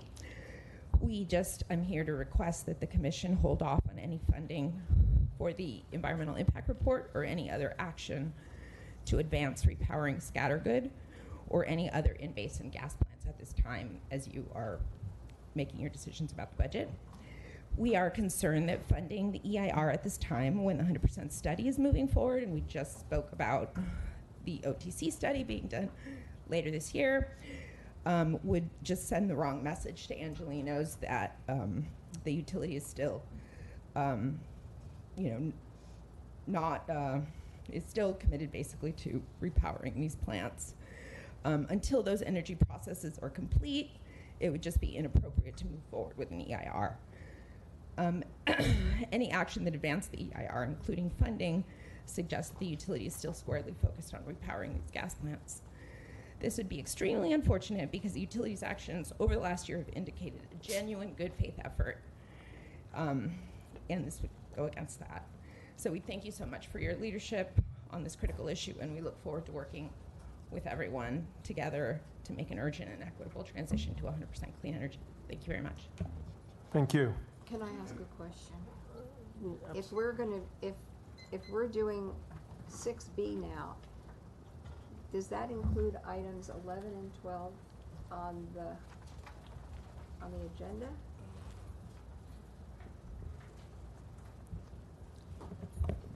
I think this is just the presentation for it, and then They're separate, but they're Are I they think they're separate intended presentations? The presentation, the other is a vote. Yeah. right. Oh, so, okay. 11 and 12 are the resolutions adopting the different budget, the two budgets, right? Right, the presentation will talk about the resolutions, but the items 11 and 12 are just the vote. Are we going to go right to that or no? No, we hadn't planned on going right to it. I think that we're going to follow the agenda items in order. Hi, Yes. Good morning, Commissioners. Allison Manis with Lane and the Repower LA Coalition. I just wanted to comment on the budget. I appreciate the framing around the equity metrics data initiatives. We had submitted a letter to all of the board recently calling for an increase in both shared solar community-based outreach programming through the grant program, as well as increasing energy efficiency budget overall so that more multifamily renter ratepayers can be served. I'm disappointed that it's not reflecting in this proposed budget for the upcoming fiscal year, and so we really want to urge that before it's adopted that these increases are made in order to be some of the first accomplishments coming out of the equity metrics. HYPE is a really wonderful program, but 90% of the 3,000 households they serve every year are single family, and so we're really not reaching or saturating the multifamily and low-income ratepayers in a time of a housing crisis. The other thing I wanted to request is that we find ways to increase funding for the UPCT program. It's a wonderful program, and it doesn't have a permanent source of funding. It needs a business plan and adequate resources to grow so that community members who have signed the book and faithfully re-signed it don't have to wait 3 years to get in. So thank you for your time. Thank you. That's it for public speakers. Okay. Next up, Ann? Or- Okay, before Ann begins, I would like just to point out one thing from a high level. So I know we've had a lot of comments from the public, which we greatly appreciate, as well as the letter that was just referenced, and comments from the board at our last meeting about increasing funding in certain areas. One of the things that Ann has worked very hard at is, besides making sure we have adequate funding in the work going ahead, there's what you would see some places where people have said there's a reduction in the budget in a couple areas. So what we've done is we had a little of aspirational budgeting in the past, and so we wouldn't always hit our targets. What we've done and worked really very carefully this year is to make sure that we're trying to budget what we believe we can actually spend. And we've done a much better job in both water and power in terms of spending capital budget. But a lot of program budgets require a certain amount of staffing and gearing up. And so you might see things that look like a reduction in budget from the past, but if you look at the actual expenditures, we have large increases versus the actual expenditures. So there are a couple of cases where we had, and she'll be pointing this out, where we had a higher budget, and it looks like the budget's gone down, but we never spent that budget, never had the capability of spending that budget. So what we actually are showing in the budget is trying to budget realistically, but in a lot of the areas that folks are very interested in and interested in seeing move ahead, there is a significant planned increase in actually getting the work done and the actual expenditures. And so sometimes it's hard to see that just at the outset when you look at the budget, but I did want to point that out. And certainly we are pushing as hard as we can within the capabilities of what we can achieve.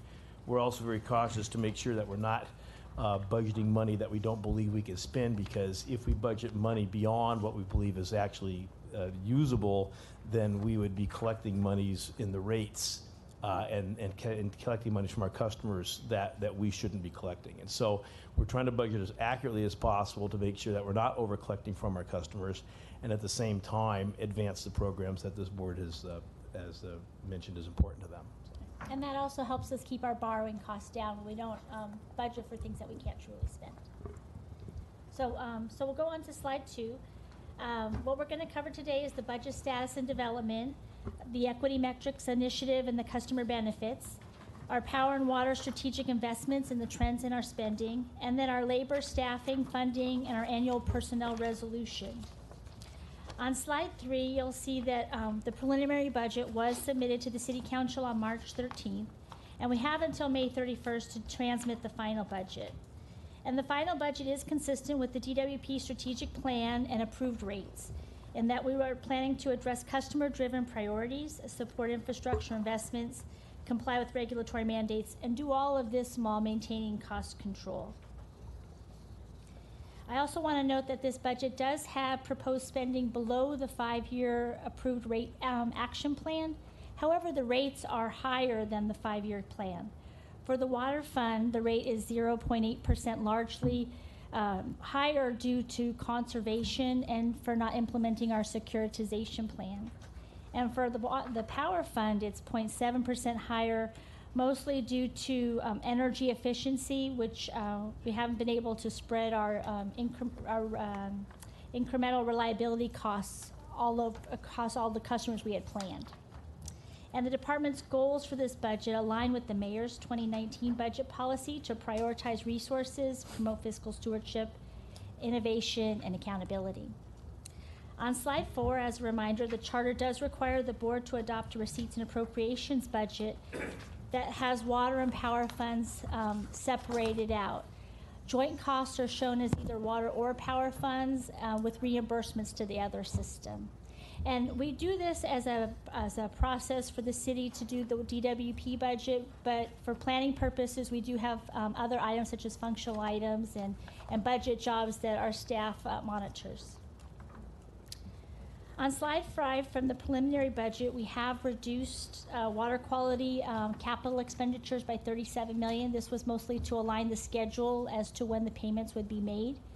On power, we have increased our capital costs from a distribution automation project, and we've realigned some of our O&M and capital, which caused our O&M costs to go up a little bit. And fuel and purchase power has also increased slightly by $9 million from the preliminary budget. on slide 6, we have our equity metrics and our spending plan. So for fiscal year 19, we do have $3.5 million budgeted for corporate performance. This will allow us to have a staff size of 8, to provide funding for joint benchmarking with the ratepayer advocate, to audit our data gathering methodology, and to fund studies that will support equity metrics. We also have $1.4 million for our targeted workforce recruitment. This will help us with our gender equity and trying to get the word out about jobs in craft class for women to get interested in. On the community solar program, we have $4.9 million. This is the one of the ones where Marty mentioned where even though our budget is smaller than the prior year, our actual spending is $2.2 million for this fiscal year. So on the shared solar program, we actually have a 5 times increase over the $600,000 we plan to spend for this fiscal year. On the next slide, we have our DWP customer benefit programs. So for energy efficiency, we do have $177 million planned. We do plan on spending $178 million. This is probably one of the first fiscal years that we've been able to spend that much. Our prior spending has been in the $130 million range. We have $23 million for electric vehicle programs. Excuse me, Ann, one Yes. second. Sorry to interrupt you, but does energy efficiency include the city plants and urban forestry and other things related to the urban cooling and even grid resilience issues? It has, we have actually 4 main jobs in energy efficiency. We have the home energy improvement, which is $10 million. We have $6 million earmarked for helping LAUSD, $6 million in lighting upgrades at DWP facilities to help us with efficiency. And then the energy efficiency program has $111 million for various programs that they can see moving forward. So if David Jaco would like to come up and comment on the commissioners. I just wanted to know if those items had been flagged and covered. Good morning, commissioners. To your specific question, yes, city plants is covered in that energy efficiency budget and expenditure. Yeah. Now, where city plants serves purposes such as reducing the urban greenhouse effect, and where that helps grid resiliency, if it's paid for by city plants, it's coming out of energy efficiency. But other power system reliability programs for reliability are not in that. They have their own budget for that. And we're also working with groups like Northeast Trees and Tree People and others to try to increase our tree canopy and equitably distribute it, right? Yes. Okay. Thanks. Also part of our customer benefits, we have $23 million for electric vehicle program. And then we have $27 million in the power system incentive program. And on this one, the solar incentive program, this is a program that most utilities are phasing out, but the department has continued it. We have $12 million for fiscal year 19, and then $15 million for our demand response program. And then we also have $32 million in water conservation. Again, this is lower than the prior year budget, but $8 million higher than what we plan to spend for fiscal year 18. Ann, can I back up a minute? Sure. In the electric vehicle program, how is that item? Can you itemize that a little bit? What that money is used for? We have electric vehicle infrastructure of chargers, and we also have charging stations, and then we have some infrastructure that we're putting in. I don't have it as detailed as Ann, that's we have that coming up in a couple slides. Okay. So a little more detail. Okay. Yeah. I think the interesting thing is that the budget's going from $16 million budget, but the actual expense was only $6 million. So it's actually, in reality, it's a 4-fold increase in the work to be done in that area. Because you're proposing $23 million, is that correct? Versus actually spending $6 million this current year. Actually spending $6 million. Right. So that's why I say it's more important to look at what we're actually doing versus what we're going to do with it, as opposed to budget numbers that weren't met, because they're just a number. The real look is what we're actually spending and accomplishing. Again, in the solar incentives, remember, this is kind of winding down about $300 million of solar expenses, finishing our commitment. This is kind of the classic solar rebate, but as time's gone on, the amount of the rebate has gone down, so the participation level is different than it used to be, because we used to spend a lot of money per kilowatt on solar to get it adopted. Now it's slacked off considerably as solar rooftops is becoming much more of a common thing. And where is the Department of Neighborhood Empowerment in here? The Department of Neighborhood Empowerment is actually budgeted by the city, not the DWP. So I think they have a budget of $2.9 million that the mayor's office and the city council just went through their budget hearings last week. And in the mayor's budget, they have, I believe, $2.9 million for the Department of Neighborhood Empowerment. But we don't provide anything, we don't give anything to Dunn, is that correct? If we have meetings here, so we'll provide facilities, and then there are certain monies that we give to the city general fund that then they can use to budget that for the Department of Neighborhood Empowerment, but we don't budget it specifically There's not an ourselves. express payment, though. We don't pay directly for it. There's nothing direct? Nothing direct. Okay. I realize that this is a chapter amongst our overall budget, but I think it's very important to address the big issues, which I think are failing in this chapter of a story. So I think it's very, very necessary fiscally on our part as commissioners, as part of this board, to address our pension obligation. I think that's missing from this budget. Also, upon reviewing each line item, I think cybersecurity is way, way, way too underfunded. I think this should be a major, major consideration and focus for the department.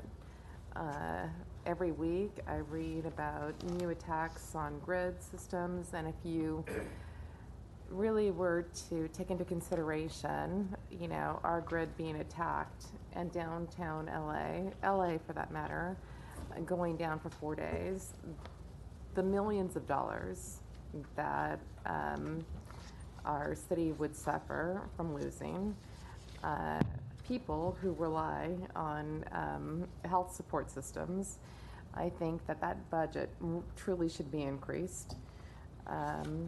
I also agree with Dr. Pickle. I reviewed his report about this agendized item. This is an issue that we've addressed many times, but I'm hoping that we have the power as a board, alongside the mayor's creativity, his energy, to truly do something about hiring and procurement.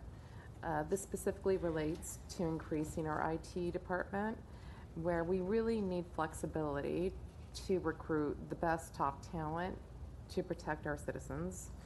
And I agree with Dr. Pickle in that I think that should be one of the top 3 line items in this proposed budget, and to work alongside the mayor's office, city council, to make the changes necessary to address the need to recruit the best and top talent to protect our grid from being attacked. We do have over $300 million in our IT budget. There's additional funds that Water and Power, they control related to IT as well, but we do have funds in the budget for cybersecurity. If you look at the receipts and appropriations, we have over $400 million for our pension plans. On the Power Revenue Fund, we have $361 million for retirement and death benefits. And then on the water side, we should have $106 million for or $170 million for our retirement plans. And this is the funding that we've reached out to our actuaries to find out what is our annual required contribution during 19, and that's what we've planned for. So we feel that for the planning for our retirement plan, we have it in our current budget. We do have $300 million in our IT budget. And as we go through this presentation, you'll see we have 10,900 staff positions, which we can continue to work with the mayor's office to see what changes we can make to our hiring structure to help us get IT people in. Yeah, so I mean, this is not just a local issue, it's an international problem. So, for example, within Germany, they're looking for 50,000 truly capable IT people to address their cybersecurity needs. I could recite many more countries that are looking for the same top talent. So given the ramifications, should we not team up with the right people, I think it would be very expensive for our city and for the ratepayers. So I'm pleased that you're focusing on this issue. And I know it's a very fine balance between investing in cybersecurity, infrastructure, et cetera, while staying committed to our previous obligations and commitments to those that are retiring. And I know that we have many, many people retiring within the next 3 years. So I appreciate the transparency. Thank you. And yes. I know that you have other items in the presentation, and I have other questions. Yes. And you and I have been back and forth this week discussing a few items of the budget. Would you like me to hold my questions for the end until you finish the presentation, or did you want me to ask as I see them? That's a good idea, and I was one of the people who asked questions, so I'll take the commissioners and chairman's prerogative to say, Okay. Let's let Ann go through and finish her presentation, and unless there's something that absolutely needs to be brought up, which I also brought up, we'll go through and finish it. Okay. Okay. Thank you for clarifying. So actually, we'll move to the next slides, and this is basically the power system strategic investments. Okay, as we go to slide 9, we're going to talk a little bit about what our investments are for reliability in this upcoming year. We have our power system reliability plan, which includes pole replacements, cross arms, cables, transformers. I'm happy to report that for the 17-18 fiscal year, we are on track to meet all of our goals. As we get into our 18-19 goals, we have raised our, for poles. Last year we replaced 3,000 poles. This next year we'll replace 3,500 poles. 138 underground transmission system. We have a 5-year goal of replacing all 10 of our 138 kV cables. Wow. Last year we're on track, we replaced 2. Again, this year we'll replace 2. And all of these, the important part here is it helps increase our reliability. We're getting extra capacity with this new cable, but we're reducing the number of splices within the circuits. And each time you cut a cable and you splice it, you put a point of possible failure in there. So by being able to reduce that by 40% will increase the reliability of these new cables. At Sylmar, where the Pacific Intertie 500 line comes in from the Columbia River into Los Angeles, we're replacing our filters there, and that will help upgrade our reliability. We started to see some failures in those circuits in that line, and this project will increase the reliability of that and diminish the number of issues we have. That's overall about a $179 million project, which LA is responsible for about 40% of. We'll be reimbursed for the rest, and our portion for the 18-19 is about $16 million. And then our substation automation, we have over 200 stations within our system. Many of these stations require someone physically to go to the station to do the operations. This automation program will allow our load dispatchers to have visibility and access into each of these stations to be able to take quicker action and not require someone physically to have time to drive to each station. It'll also help our critical infrastructure protection requirements, enhance those. So we're on track for these. We have approximately 35 of the 200 stations in progress right now between construction and testing. One of the focuses we've made is in our new business on slide 10. We've added about $35 million this year from last year's budget for new business. That's a huge focus for us this year. We've reorganized that group this year to put a higher focus on customer service and being attentive to our customers. Work is not slowing down. We're adding new staff to those groups.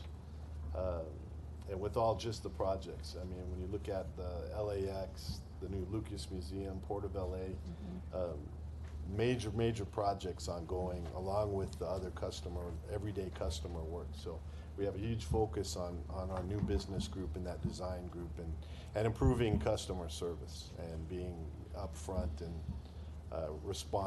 be able to respond to our customers. So If I could jump in here, Andy and Reiko have been very attentive to this. You know, we have a tremendous amount of construction in the city, a lot of new orders coming in, and consistent with what we've shown you in terms of our customer journey mapping and how we're trying to improve our process and the customer service, they are directly adding staff to that area to make sure that we can respond as quickly as possible to the customer needs. You know, I just want to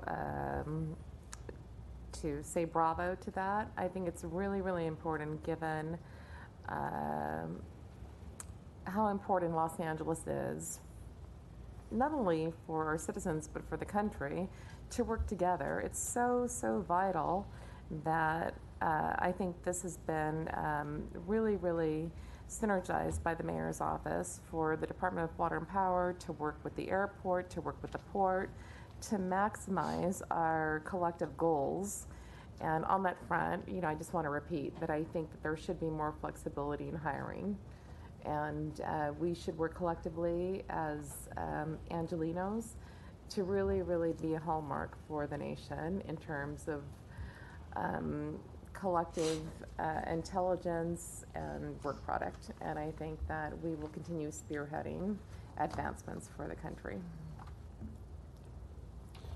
And then we move on to our energy storage. And energy storage here is going to be an integral part of be able to make our long-term RPS goals. So we have we've reduced our budget here just slightly, but not because that's not important to us. We've pushed a couple projects out to be able to take advantage of the fact that prices are coming down, and to be able to better leverage that for our ratepayers. So just to clarify, so it doesn't mean there's not the commitment or the projects aren't there. Remember, the budget's a 12-month window of a much bigger set of time, and so it's, in this case, the reduction in the budget is just a change in project schedule, not a change in actual what we're going to do.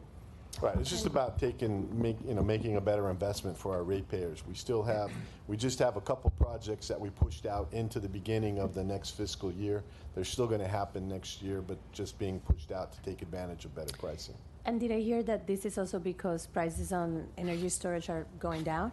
Right, that's what we're looking at. The trend is going down. So some of these that we look at that we can start in the beginning of next fiscal year in procurement will be able to take advantage of better pricing.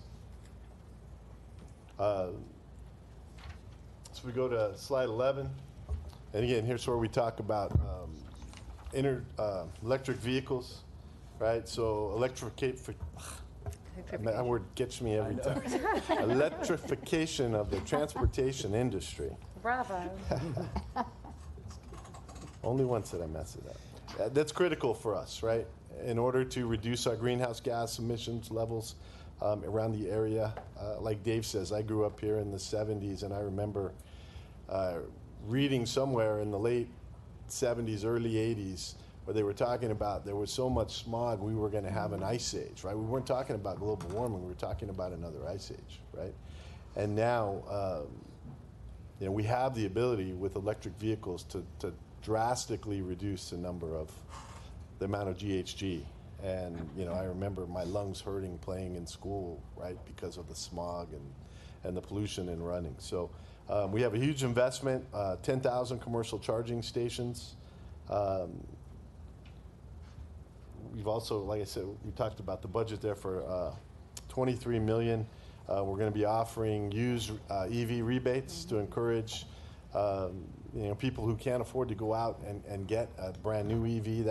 That price drops once you get into the used vehicle market. That price drops drastically, right? And so, and then putting just more commercial chargers. People who take advantage, who live in multifamily dwellings, don't have the option of installing their own charger. We have to be out there to be able to provide charging for them out on the street and more in public areas. So we'll see more of that. Again, we're going to be supporting the Port of LA, with their clean action plan and the Metro's conversion to electric buses. This is going to be huge for us going forward, and huge to our business model. Something new that I kind of talked about briefly, it was not in our preliminary presentation, but distribution automation. So that's $122 million for this fiscal year. This is the key for us to be able to really improve our reliability. Having a communications backbone system in and being able to put smart devices on our system, whether it's capacitors, whether it's fault current indicators, for a start, and eventually being able to put in smart switches that will automatically determine where a fault is and switch around the fault to get customers back on, will drastically eventually reduce the amount of time it takes for us to respond to outages and restore customers. So this is, having climbed poles my whole life and worked in our trouble section and managed that group, this is sort of my dream for the future, right? So for me, this is something I'm really excited about, and I think this is very important for our reliability and our be able to serve our customers better. Another thing we added here since the preliminary, but I did discuss, is the Boulder Canyon pump storage. Turning Hoover Dam into pump storage, much like Castaic. It's about 500 megawatts of pump storage capacity. Unique in the sense that we're able to take advantage and leverage the existing infrastructure we have. If we had to build a dam, if we had to build the transmission, right, we would be looking at 30 to 40 years out, right? We're limited at Hoover Dam right now based on the amount of water that they can run through each day, right, on the amount of generation we can have and the ability to take care. But by turning this into pump storage, much like Castaic, we can take that and pump the water back up into the dam and generate more without affecting the water levels either in Lake Mead or downstream in Lake Mojave. So this is another program that we're really excited about. It's still in the study phases and sort of the outreach phases, but something that's really exciting. And again, one of the things that Water and Power over the years has been great at is being innovative, and I'm excited to see us getting back to that, and something that probably should have been a no-brainer for a lot of years, and I'm just excited to see that we're moving forward in this. So. May I ask you a specific question? As I review the Power Revenue Fund proposition, I see there's a line item for Owens Valley Solar Project, 327K.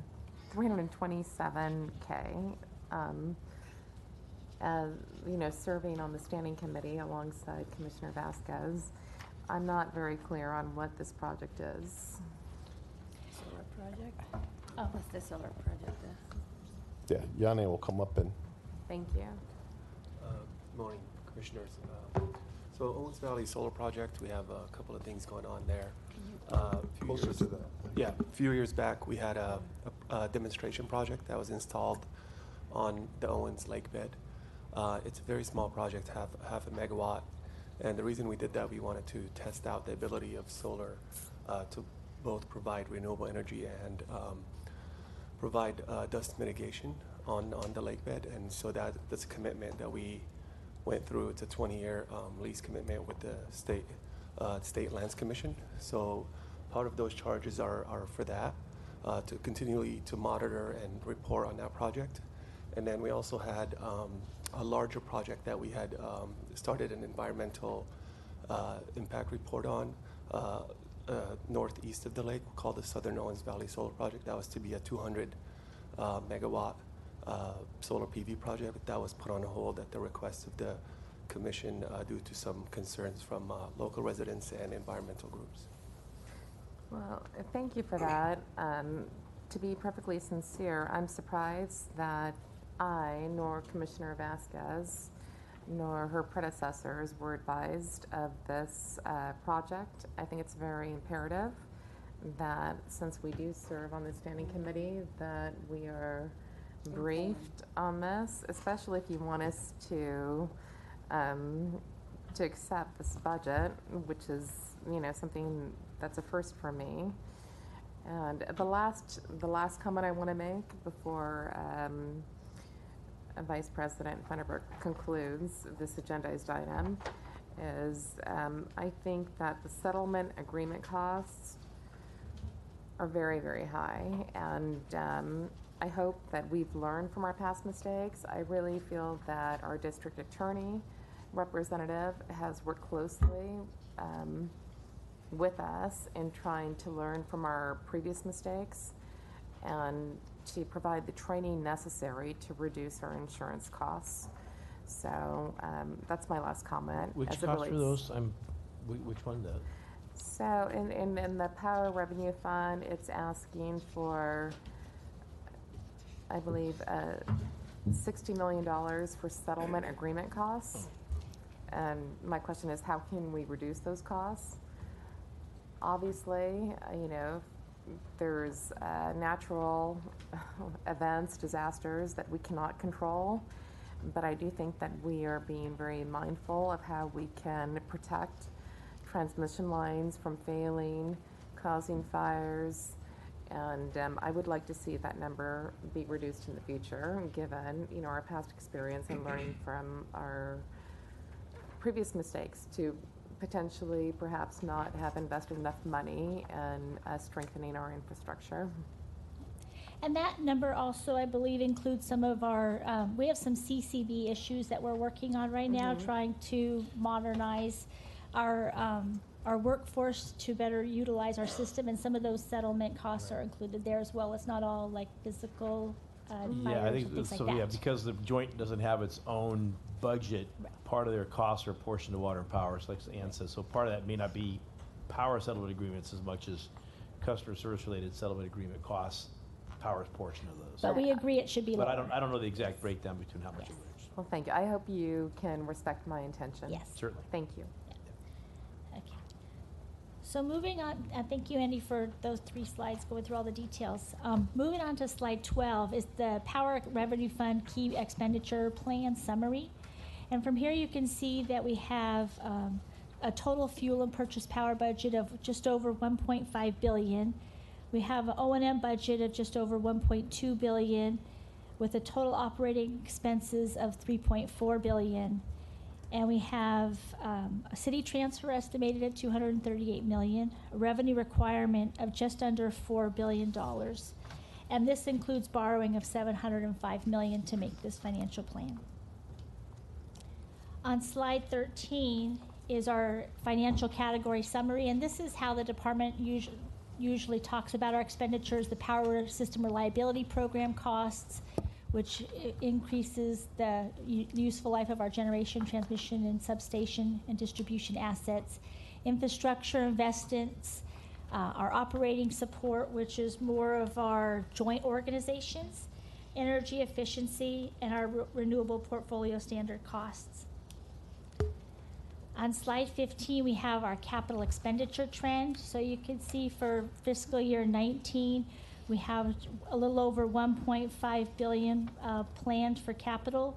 Power System Reliability Program is ramping up from $436 million from the prior year to $605 million.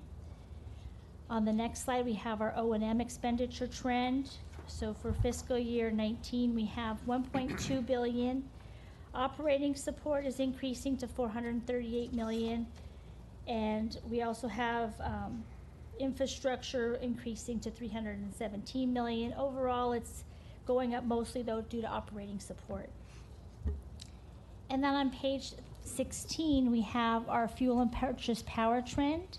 So for fiscal year 19, we have $1.5 billion in fuel and purchase power, of which $628 million, or 41%, is for renewables.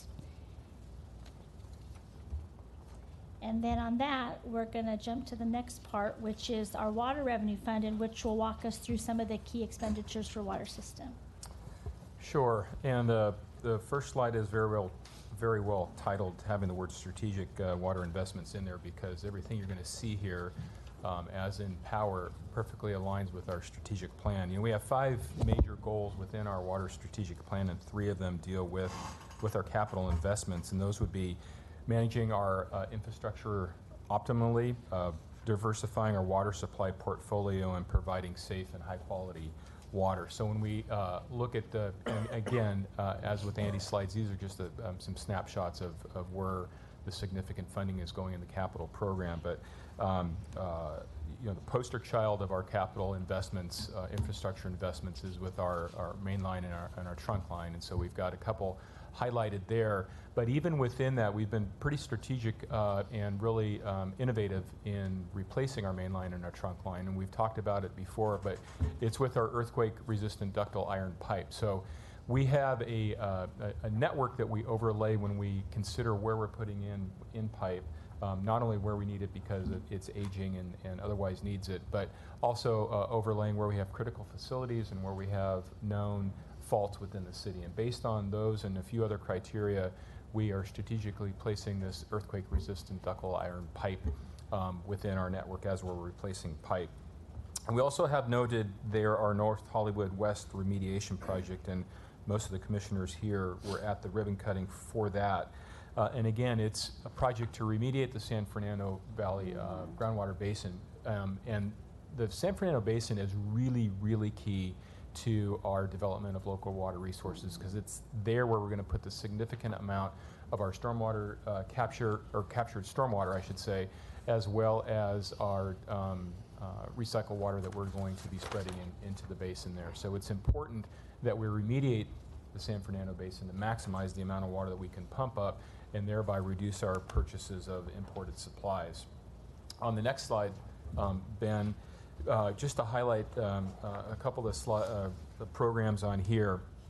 We've got our Upper Stone Canyon Reservoir Water Quality Improvement Project that it is going into its 2nd fiscal year. This is significant because it's the last open reservoir that we're going to touch to comply with the Enhanced Surface Water Treatment Rule. There's a number of projects still to go, but really in my career has been dominated, the water systems capital budget has been dominated with 2 water quality rules, the DBP rule and then the Enhanced Surface Water Treatment Rule. And so Upper Stone is the last reservoir we're actually going to touch. We have a number of other significant elements to that program, but that's significant at the point we're at. The one at the bottom of that chart there, Headworks, is the probably the largest project that we've dealt directly with replacing a reservoir. In that case, it was the Silver Lake and Ivanhoe reservoirs with the Headworks West reservoir, and I think most of you have been on a tour of that reservoir as well. And then maybe to highlight with my comments about the cleaning up the San Fernando Basin, there are a number of projects that we're going to be able to sock water in there, and not the least of that is upgrading the Tohono spreading ground. So this is a great project. It's in coordination and combination with LA County. We own the land, they operate the facility, and we've funded an upgrade of that facility to basically deepen and widen the basins to get more water in faster, the way I like to say it. And they're in the midst of a multi-year project to do that. They'll be completed within about 2.5 years in 2020. And that'll be just a very significant improvement, because that's where we're going to put a big bulk of our recycled water and our stormwater captured water there as well. That's all I have to report on those 2 slides. So on the next slide, on slide 20, is the water system key expenditure plan. So you can see for water system operating expenses are $860 million, or 4% higher than the prior estimate for 17-18. Of that, there is $136 million for purchased water. We have debt service of $331 million for a total revenue requirement of $1.2 billion for water system, and that includes capital investments of $891 million. And that we also have planned borrowing of $368 million, of which 84%, or $63 million, will be from state loans that we get for the water system. So on the next slide, yes. Sorry, excuse me. Where is here is in here in this operating expense budget our efforts to reduce import of water? Well, we have another slide with stormwater capture a little further back, so I have that too. Thanks. Yep. So on slide 21, we do have our water system key financial categories: water quality, water infrastructure, water supply, which includes the recycled water, stormwater capture, that relates to the sustainability plan. And then the Owens Valley regulatory compliance, and then the operating support again, which is the joint system participation in the water system. On slide 22, we have the water system capital expenditure trend. So you can see for next fiscal year, we have 891 million proposed. Infrastructure has quite a chunk of that at 331 million, but water quality is going up to 294 million from 216 million. Owens Valley actually is dropping from 113 million down to 39 million. So the question on expenditures for stormwater capture would be the light blue bar there in part. So that would be direct projects, that we're doing either with Rec and Parks or the project that I mentioned at the Hunga Spreading Basin.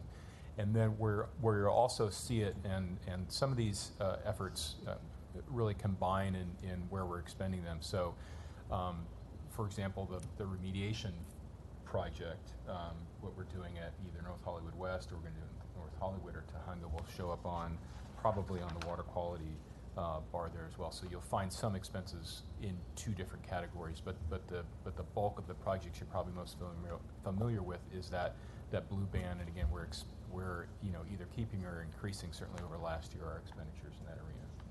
Yeah, water supply is going up 38 million or 37% from the prior year.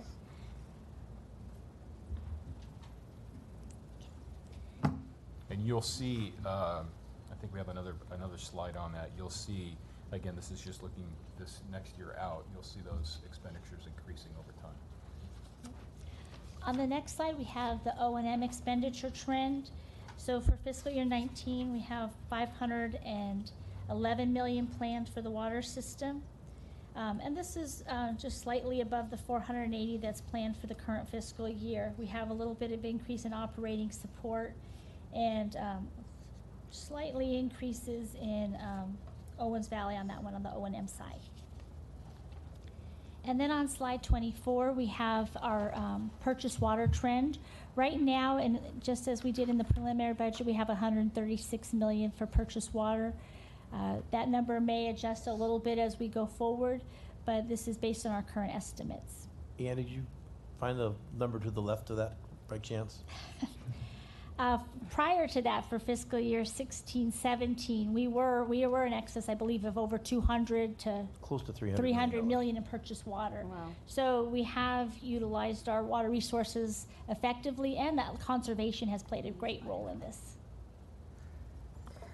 I think it's very, very important that our ratepayers know that as a department, we have really tried to work alongside our landowners, not owners, but leasees, to try and manage their water in a more efficient way. So as a department, we've offered to educate and implement more efficient water irrigation systems on their ranches, everything else.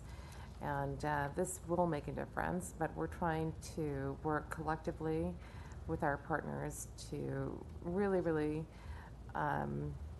applaud the conservation efforts of Angelenos, especially during the drought. It's something that needs to be readdressed in that we're not in a crucial drought right now, but water flows are very temperamental, and so hopefully all Angelenos know that water is very precious. We're trying to make a difference as a board to educate and maximize efficient technology for the agricultural sector to have them profit from their livelihood in a very environmentally conscious manner. So that is something that our entire board's involved with, that Commissioner Vasquez and I are personally involved with. Mm-hmm. Mm-hmm. One of the things I'd like to point on this slide, that even though, now that we're into some kind of normal years and hopefully stay a little more normal, not in an extreme drought, we're continually reducing our purchases of met water, and Rich's programs are in place to deliver more local water. But at the same time, we see potentially higher met prices. So we are trying not to buy as much, but we're looking at the costs going up every year, plus the fact that depending on what happens with the Delta water fix, that would drive prices even higher. So it's really incumbent on us to really work hard on these local resources and manage our own aqueduct supply so that we can continue to reduce our purchase of water from MWD as much as possible, because as their costs go up, those get passed on to the ratepayers. So the efforts that we make in these categories are directly impacting the rates that our folks pay in the future. On the next slide, we do have the precipitations, just so that you can see that we are below normal. There's been, past, we did have that wettest year in 16-17, but that was kind of a very odd one out. But we are tracking a little bit below normal for the next fiscal year. And then on slide 26, on stormwater investments, are budgeted approximately $150 million over the next 5 years at an average annual amount of $30 million, or 3.5 times the current year investment. So this schedule will increase capacity from approximately 65,000 acre-feet to nearly 100,000 acre-feet by 2024, and includes the industrial stormwater rebate program. Expenditures do vary from year to year based on the cycle of payment for projects as they move into construction. And an accelerated schedule advancing projects 5 years in this schedule would impact our Tier 4 rates in the order of about approximately 6%, and in contrast to our partners' ability to progress work, including permitting, land acquisition, and other schedules. So that was one of the questions you had asked, like what would be the impact on rates if we tried to move this forward. The next area of our presentation is on staffing. So for fiscal year 19, we do have proposed funding of 10,902 positions, with 4,358 in the power system, 2,225 in the water system, and 4,319 in the joint system.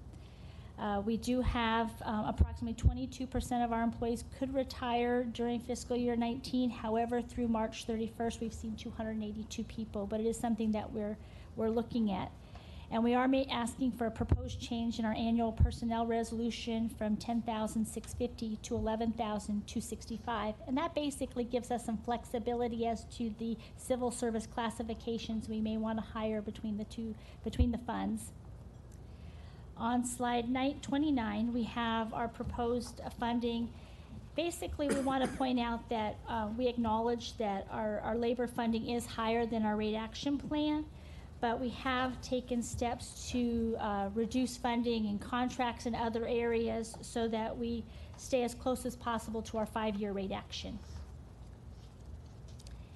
And then on slide 30, what we are requesting is 11,265 authorized positions beginning in fiscal year 2018. 3,821 of them would be in the water revenue fund, with a split between water system and joint, and then 7,455 positions would be for the power revenue fund, again splitting them between power system and joint. Is that in addition to the people, or have you already deducted those who are going to be retiring? That would be everybody who would be working. Total positions. Total positions. Total positions. Total working positions. And some positions where they may not be funded, but we may have flexibility. Maybe we want to go from a senior admin clerk to a principal admin clerk. We have to have those position numbers allocated in our annual personnel resolution. So the people who are eligible to retire theoretically could still be part of this They could number. definitely still be part of the workforce. Okay. Yeah, and do you want to explain just real quickly the difference between the proposed funding in terms of occupied positions versus the APR? Basically, the APR is the maximum number of positions we can have in each civil service classification, but we realize as we're going through our budgeting process that there's going to be vacancies in positions. So we apply a vacancy factor to all the positions, all the divisions. We know they can't be 100% funded all the time, so that helps us reduce our requests for staff spending. So the 10,902 is what we actually think will be funded during the fiscal year. We need the other positions for flexibility, though. Correct. I will reiterate my stance on this issue. I think that LA is the largest public municipality utility organization. We are responsible for millions of people's lives. I truly hope that we can work collectively in changing how hiring is done so that we can retain the best and brightest. And I know that we have dedicated as a department a lot of revenue to train people, which use that training, get certified, and then go to a private entity. We need to be very creative and intelligent on investing in people and giving them some kind of reward for committing their loyalty to Los Angeles, to this department. And I think this is one of the biggest issues that our department faces at this time. So hopefully we can work together with the mayor's office, city council, and the other departments that are involved in this situation. And I will say that we are working, and Shannon and his crew and Rebecca, they're working very hard on trying to help streamline the hiring process and to outreach to more candidates and get more interest in the jobs that we have. Last board meeting, you approved the contract with Trade Tech, which is a way that we can actually utilize them as well as 5 other local JCs to help create training classes and specifically, target folks that we need to get trained in the utility business. And this is a real area of need. And so there's a lot of resources been putting in place. We haven't probably presented them collectively, but the pieces have been coming to the board to make this happen and to get folks on board and get them trained in utility positions. Thank you. It's going to take a collective effort, but it's so crucial, and I hope that we can work together as a team for Angelino's. Yes. Commissioner, thank you. Thank you so much for this presentation. I know the amount of effort that you all put together to make this presentation a reality. As someone that has been working with you specifically and kind of flesh out questions, I appreciate all the effort. I think that overarching in this presentation, what I've seen is a real reduction on solar programs and storage. And I first want to hear from you a little bit of maybe the rationale behind that. I know in page 6, under the community solar, for example, that's one place. I know in page 10, in energy storage also we see a reduction. And lastly, on page 14, with the RPS, in general, we also see a reduction. And I think that as DWP is moving to a much more renewable portfolio and diversify energy resources, I'm curious about why this overarching take on reducing funding on specifically on renewables, specifically on solar and storage. Marty, please. Yeah. So yeah, this is classic, and so page 10, page 6. I'm on 6. Page What are you 6. I have page 10. I have page 14. Yeah. So this is, if you look at the budget, we had $6.9 million budgeted, and we're going to 4.9. But if you look at the expenditure, we only spent 2.2. I see that. So the 4.9 we believe is realistic to what can be spent. So we're not collecting monies that we can't spend. But in reality, this is actually a more than doubling of what we will spend in this program. So, and I think that's where it's deceiving looking at the budgeting numbers. So we're looking at the actual. So we're actually go from 2.2 to 4.9 million in this area for what we'll actually do for work. And so we wanted to give you a realistic number. It does look like a decrease in budgeting, but it's actually a doubling in what we'll actually do in reality. Thank you, Marty, because I had a feeling that that was the answer. Yeah. And I actually, it's been reiterated to me in a couple of different ways. I think a lot of folks saw the numbers originally and said, gosh, you're cutting funding. Well, we could put all the funding in the, I could put $100 million there and it'll look really good. And we won't spend it. We'll collect $100 million of people's money that we shouldn't have. Yeah. And it'll look nice. But we want to, but in reality, we're putting numbers here that we believe we can accomplish. We have every intention to accomplish that, and which will more than double the amount of effort and success we put into this. Thank you. And I think at some point, our ratepayer advocate also mentioned something similar and clarified for me. Well, this leads me to a second question that I have, which relates a little bit to the information technology, the IT, and not just the cybersecurity issue, but again, our billing and our ability to being able to bring all of these resources to our customers. I know that I'm constantly hearing back that one of the hindrances and one of the issues why we can deploy a much more diversified energy is because we don't have the infrastructure in people's homes, like smart meters, and you know, in general, our billing, which has been a challenge prior to my days, prior to a lot of us days here, and in any case. So I know that in page 28, where we talk about our funding for, let me just get there fast enough. We talk about our water and our power division fund. I want to know how much of the joint on both goes to IT.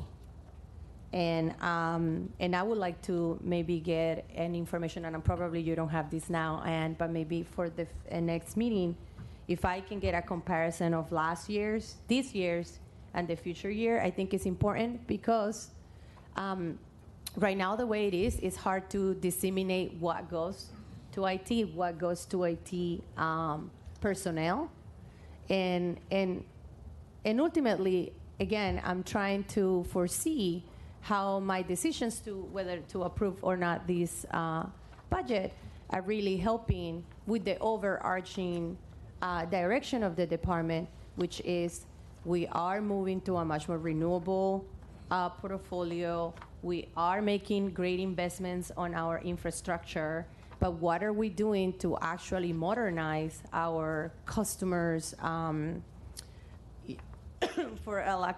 To make it simple, smart meters or such, so that they can also enjoy the benefits of all of the not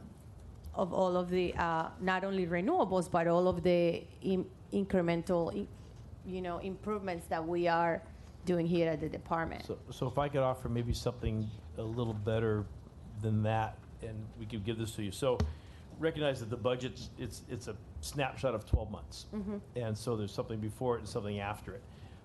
What we could bring you in the IT area, because we are adding a number of positions in IT, there are certain things in flux in the IT arena, as you're aware, because of security issues, billing issues and other things.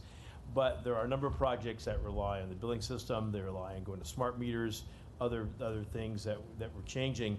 Some of those are sequential efforts. Some overlap somewhat. But what we would be best to show you is not just this year, but maybe the next 5 years, so that you see the whole plan of attack. Because it is a multi-year plan of attack. And then you'll understand how this year plays into it, but you'll also see that it's clearly going in the direction that you want it to go, and that the staffing and the resources are being put there. Next year's budget may have more money in a certain area and less money in a different area as that progresses. But that's the picture that we'll bring you, so you can see the plan beyond just this 12-month snapshot. And then you'll hopefully know that it's moving, and it's moving as fast as it can move, both from a resource standpoint in terms of being able to have personnel, and also in terms of the technology standpoint. Some of those technologies are evolving, and just as Andy's making sure we leverage battery and storage technology the best way we can, there's a number of things that are evolving very quickly as well. And we want to be current, but we also, because of the size of the utility, we want to make sure that when we start investing in the right metering technology, that by the time we finish, the first stuff's not obsolete already.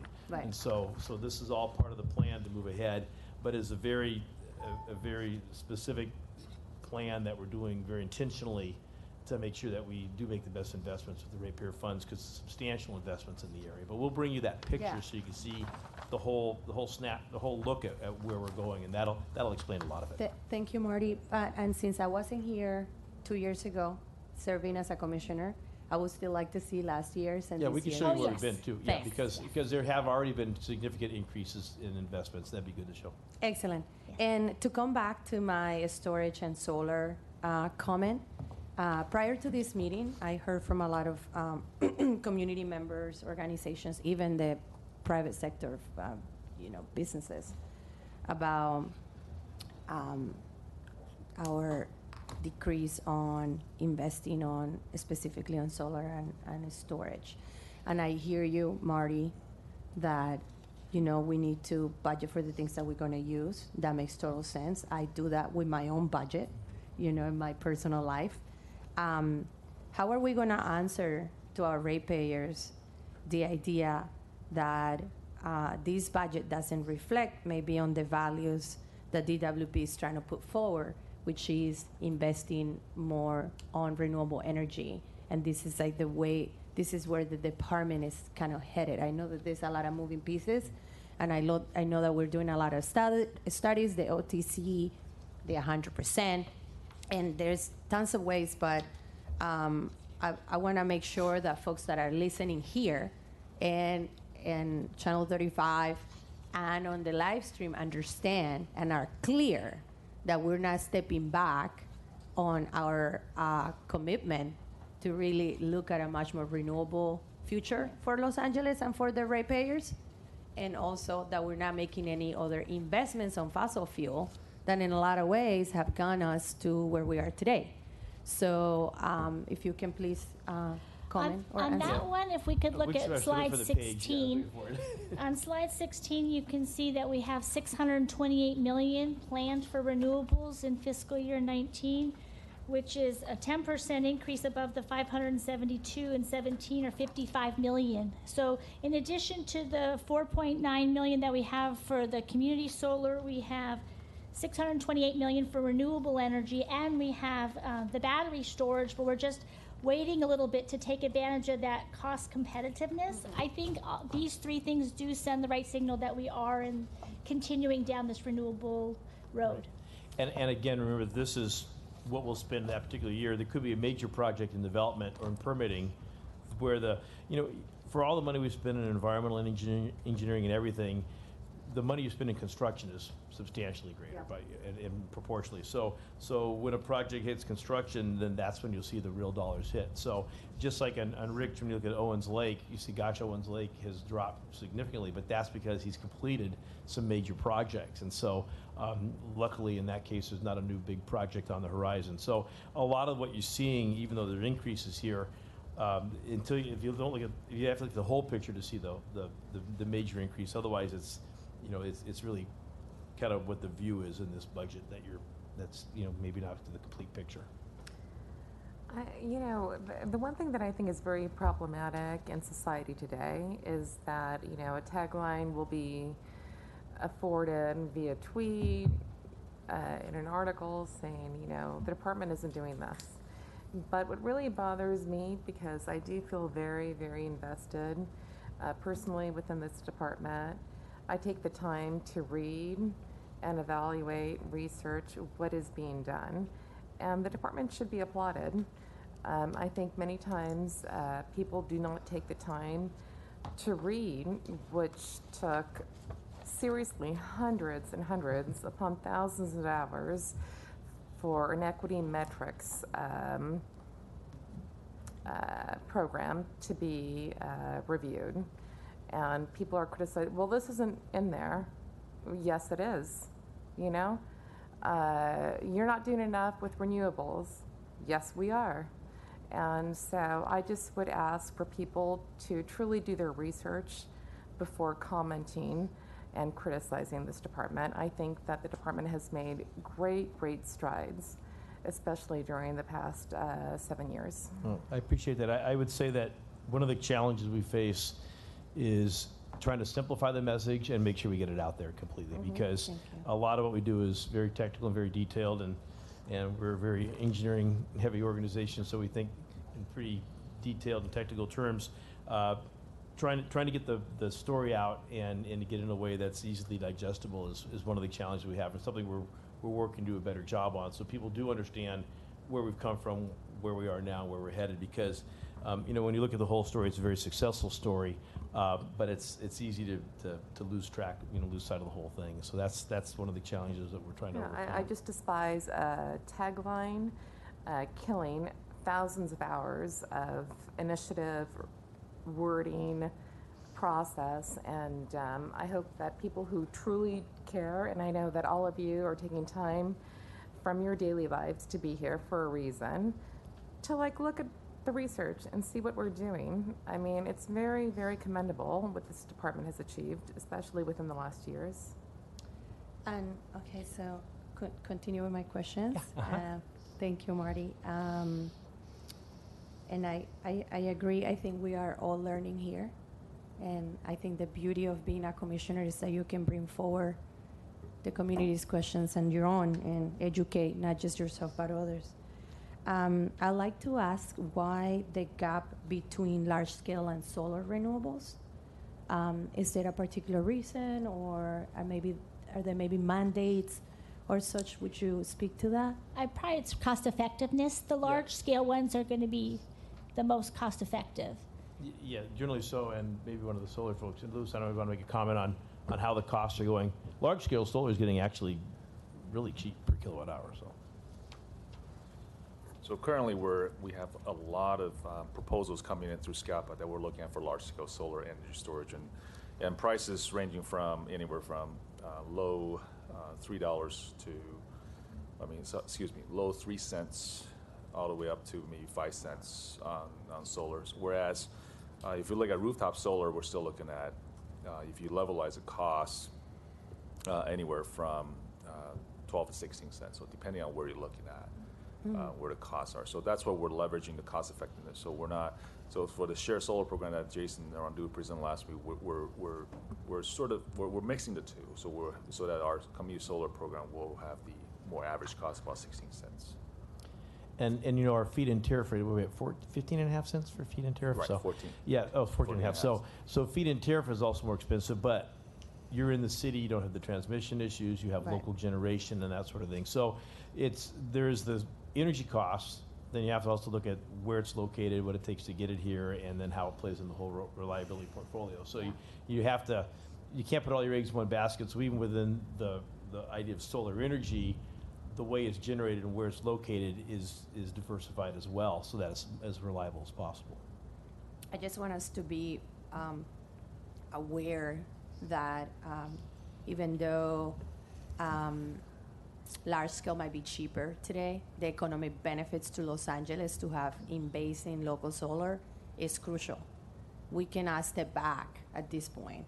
And I think it's also very aligned with the mayor's plan of also bring more solar and more renewables to everyday people, and not just people that own homes, but also people that are renters, people that are low income. And I think that we're very committed. I have worked very closely with you. I don't want to say this in public, but your team is probably one of my favorites. I get to work with you guys so much, and it's very exciting. But I want to see in this budget that reflected. We can step back now on really providing in-basin solar. Why? We're doing an OTC study on a Scattergood and probably soon enough Harbor and Haynes and the other plants. And we're going to need that generation so that maybe in the future when we have local storage, we can supply that energy with more renewables. And I know maybe this is a little visionary and maybe for some of you might be a little naive, but this is what I foresee for the future of Los Angeles. This is what I want to see as a commissioner. This is my vision, and I don't think it's just mine.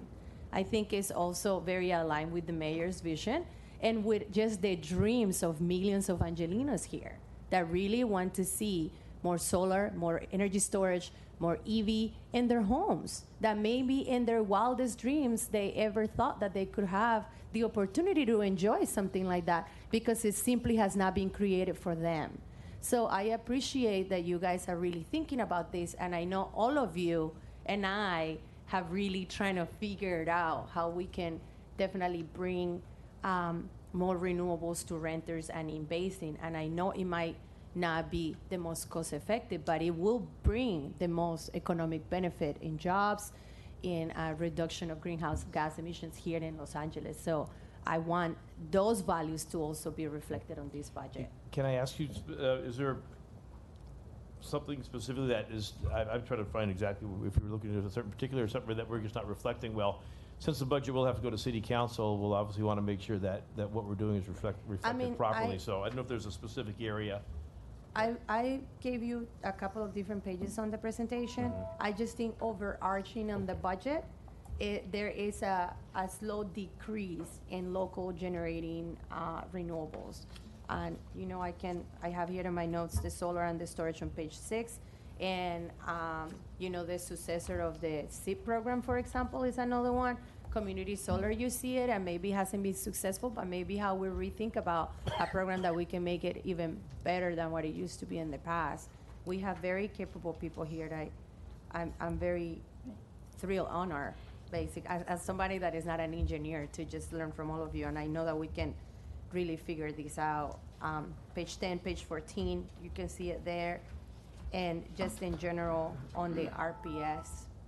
Yeah, so we'll have to look at how to reflect that, because I think community-based solar is going up 5 times. 5 times. So we're not reflecting that very clearly, apparently. And the solar incentive program is that some utilities have stopped because that mandate, that SB1 stopped. So, but the department sees the benefit and continues on with $12 million in the budget. And we continue to offer the feed-in tariff program, and you know, work with customers to find out how do they see bringing renewals into their life. I mean, 23 million on EVs is another thing that helps bring that closer to home. We'll have to show this more clearly. And with the EV, it's very exciting. I worry that we're going to have 10,000 new EV charging stations, hopefully 10,000 new EV cars, whether used or new, and they're going to end up being repowered with fossil fuel. And I mean, I don't think that's I can tell you this, that's not what I want. I want something a little more comprehensive, and I think that's what we're looking at. I know that, so I want that also reflected on the budget. With all due respect, you know, I really feel that my time here will be one of a genuine education and really just mirroring what I've read and studied. And I think this department has made amazing headways in being the #1 renewable solar city in the nation. If I look back at my notes, I think the past 3 board meetings have addressed the chargers. I don't drive a Pyrus or a Tesla, but and in addition to that, I think intermittently we receive updates about where new electrical chargers are being placed. And Commissioner Barad, you know, I applaud you. You have always represented your constituents so well, and you said we need more chargers in the valley, and then I receive, you know, these notifications about the additional chargers in the valley, given the fact that you asked the department for that. So I applaud the department. I think that there's so many. Yeah, I asked for a map showing where they are in the city. Yeah, but I mean, I received that map. Yes. I was impressed, and they keep adding them. So I think it's really, really important to stay forward-thinking, yet really offering positive reinforcement and a congratulatory spirit to those people who've made that happen. So I'm very comfortable with where we are in the strategy and how we will commence forward. I'll try to make sure that we have things packaged together in a way that it's clear what we're doing, so people can see where the efforts are. I think we have things distributed throughout the budget. Some things are not grouped together very well to see necessarily. Thank you, Marty. Did you have any comments, Commissioner Broad? I have a question. I know that items 11 and 12 have to do with the budget, and that's for our vote. Yes. But I wanted to ask at what part in the agenda can we respond to the ratepayer advocate's opinion? Before we get there, I just had a couple of questions that I wanted to raise for the record here. Before we get to Fred's. Okay. Because I have questions on that. Yeah. From the public, we heard about Scattergood. What I wanted to know from the power system is we are, in this budget, you're asking us to approve expenditure of $50 or $60 million for an EIR, correct? Is that right? I know we have demolition work that there's asbestos and other things Yeah. out at Scattergood, and we need to rid ourselves of that. So I Right. know there's money in for that. But Louis, do you have? Yes, so the demolition work at Scottsdale is substantially complete, so they're cleaning up. So there's still some charges coming in, both internal and external charges. And for Haynes demolition, it's just ramping up, meaning that there's 4 units that needs to be demolished. There's a lot of decoupling work, meaning that all the electrical, mechanical, even some structural decoupling, meaning the internal work. And also hazardous material mitigation. There's a lot of work being done at Haynes at this point. That's going to continue. I'm not sure if, my question was. Is there an EIR in the budget for power Thank you. system? I have to get back to you on that, but most of the... My understanding is that there is, and I just wanted to make sure that our power system knows that when the EIR is proposed, that an alternatives analysis for partial or full decommissioning is included in the EIR. Right. So if there's any preliminary engineering or any type of EIR work that is budgeted, it's going to take account for the OTC study, what the determination from that study is. So it will have alternatives in there as part of the CEQA process. Which would include partial or full decommissioning? That's correct. Okay, good. On the UPCT program, I know that it's not a line item specifically. I want to, in my 5 years here, I think one of the regular adversaries in the news has been the union, but I wanted to say how much I appreciate the work of all the 9,000 some odd employees and the work of the employees who actually help make the union function. We might have differences with the head of the union sometime, but the union itself as an institution has served to provide a ladder to the middle class and certainly help the employees. The UPCT program, which was validated in 2013 and 2016 by UC Berkeley, is one of the successes that the IBW helped to craft with in cooperation and collaboration with management. And I wanted to ask if Marty, if you could get back to us in say 75 to 90 days, or Dave, whoever this is directed to, on some type of agreement in making the UPCT program even better than it already is. I think that it's done a great job of training apprentices. Some people have been left on the wait list because some programmatic issues need to be worked through, but I think that it's something that's worthy of the attention of the commission and continued collaboration with our union partners on making sure that our workforce draws from, as Mayor Bradley said, a workforce that looks like the city.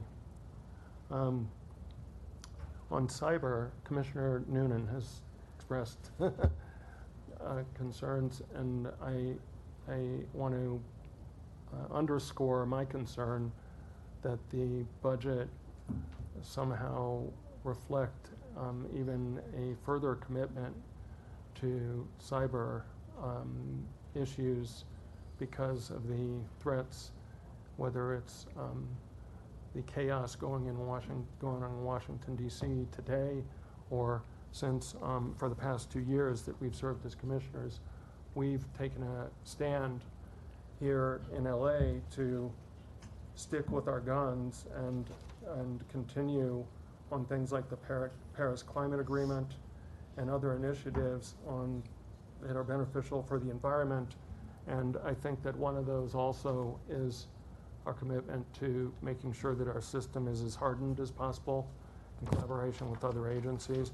and that the investment is appropriate and is substantially increased. What I wanted to find out is where are the line items for cyber exactly in our presentation? Because I know that some of it Probably all under IT, but if I could offer, part of this conversation will have to be held in closed session about some of the details.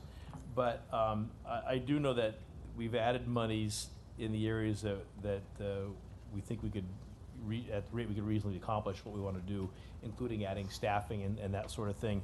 I do believe that when Dave and the rest of the crew arrives back this weekend, they may have some additional ideas, and I'll make sure that if there's any changes in the funding that they think are needed or that also can be accomplished in the time frame of this budget, that we make sure that's reflected.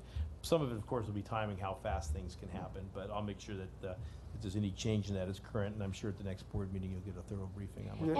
And we do have David Alexander, who was appointed our Chief Security Information Officer, so we collaborated with his budget staff to make sure we had dollars in here.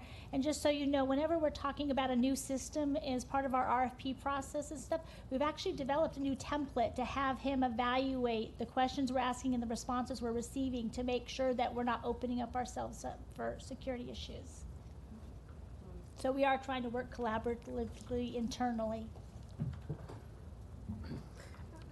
I think it's imperative for us to state as a board that Angelinos should rest at peace, and that we really, really have secured top systems to protect our citizens from losing power, water, city going down. And even though we have been focused on this arena, we, I think as a board, remain loyal to prioritize this, and given recent events worldwide. I guess Commissioner Broad, if you'd like to ask your question of the ratepayer advocate, we'll go forward and decide whether we want to continue with this or defer it to the next meeting if there are too many things that are not resolved here. Thank you. In your report that we've gotten copies of, I have to say that I was a little disappointed with the report because I felt it was thin, and that your department didn't flesh out a lot of the issues that are within this very comprehensive budget. One of my questions is it's not numbered here, but I guess it's page 2. There are 2 paragraphs that talk about reductions. Reductions within the power budget, reductions within the water budget, and particularly, I want to address the reductions within the water budget. $120 million for water trunk line replacement, $60 million for water main line replacement. I want to know, what are the implications of all these reductions? Because when we were out there in the community and we sold the rate increase, we were telling our ratepayers that these increases were for infrastructure improvements. And this says we're reducing the things that we talked about. We talked about water trunk line replacements, like the water main that broke on Sunset Boulevard near UCLA, and the Coldwater Canyon in the valley, all those big trunk lines. And now what it looks to me after reading this several times, that instead of infrastructure improvements that we promised our ratepayers, it sounds like we're doing this because of personnel costs. And I think that that's an unfortunate message to give to the community. And I wonder what your thinking is of the implications of all these reductions. This comes back to a trade-off that DWP made after the rate case, and their challenges both hiring and contracting. And they announced that they made a specific trade-off that they could hire faster than they could contract.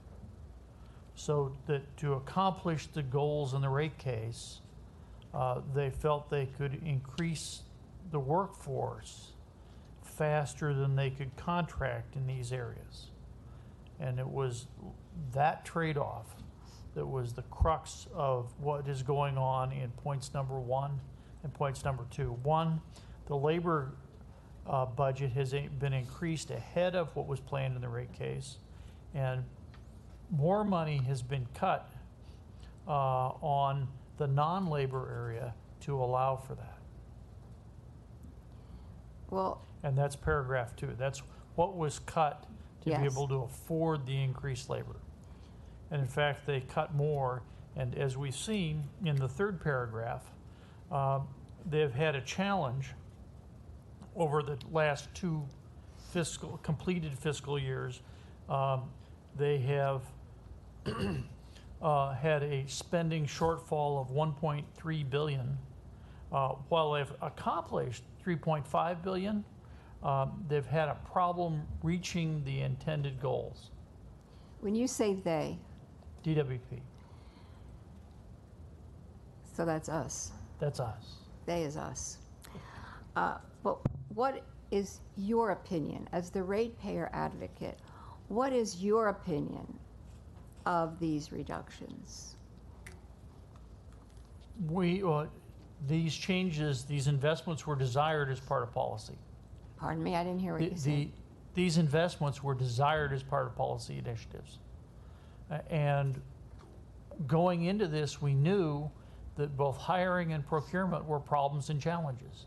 And since starting in the rate case, actually before the rate case, we were identified out of the billing study and the problems of the billing study. We identified the problems DWP had with both hiring the right staff in key areas and contracting on an expedited basis when things that were unexpected or not anticipated happened. So this is part of an overall challenge DWP has in hiring and procurement. And they've decided they'd be able to hire faster, point 1, than they could procure, point 2. Point 3, it's still an overall problem because they're short on their capital spending. And even now, we come back to the labor budget. We think they'll have a hard time filling those appropriated positions. So we need to help DWP do their job on this front. And we highlighted this. This is thin because we wanted people to read it all and understand the key points. The intent was not to overwhelm people with detail, but to focus on what we thought were the key areas. Well, I understand you don't want to overwhelm us with detail, but I read this many times, and I'd like to have some analysis from you and your office to flesh out, when you have recommendations, explain that. I mean, now you're saying, well, we have these challenges. Well, you're the advocate. What are your recommendations dealing with these challenges? I don't see any of that here, and I don't hear you suggesting any of that. That's why I'm saying it's thin. And the charts that you use, the graphs that you use, frankly, are difficult to understand. And as Marty Adams, the very wise Marty Adams said, we have to simplify the message. And I think that these graphs that you've presented are not easy to understand at all, and there's no analysis of this. I wish to interject respectfully. Okay. I think the ratepayer advocate and his team have performed beautifully for all Angelenos. I think their... Look, we're not here. We're not. May I but please excuse finish? me. Do not interrupt with me, all, please. No, with all due respect. No. I'm in with the middle. all due I'm in the respect, middle of we are speaking. not here to keep applauding people and commending people for doing their job. May I please finish my commentary? If you have to. Thank you, Commissioner Barad. I think that the ratepayer advocacy team has been invaluable, not only for this board, but for Los Angeles in general.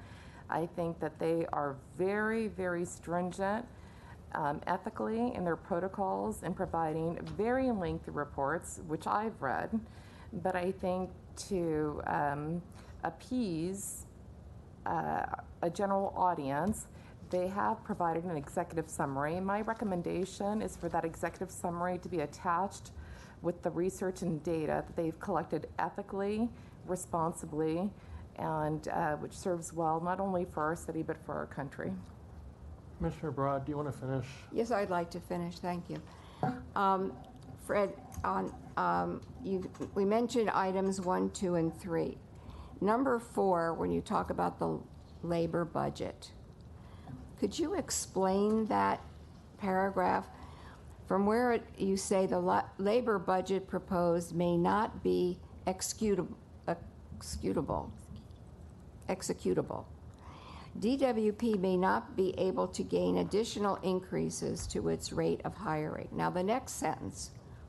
However, this budget may serve some useful purpose in assisting the DWP with either obtaining more effective human resource execution or in adjusting future budgets closer to actual staff activities.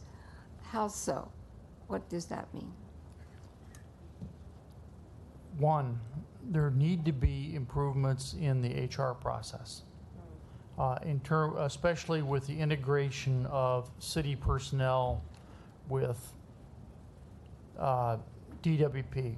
Ideally, given the restrictions in city activities at the charter level, it would be helpful to have city personnel on site like our legal staff, so that their hearts and minds are well in the process, and they associate with DWP in this process. 2, we don't think DWP can hire fast enough as is to fulfill the labor budget, which means even though they're hoping to meet these budget targets and they've tried to make the budgets more realistic, which we applaud, we think they're going to have a hard time getting there.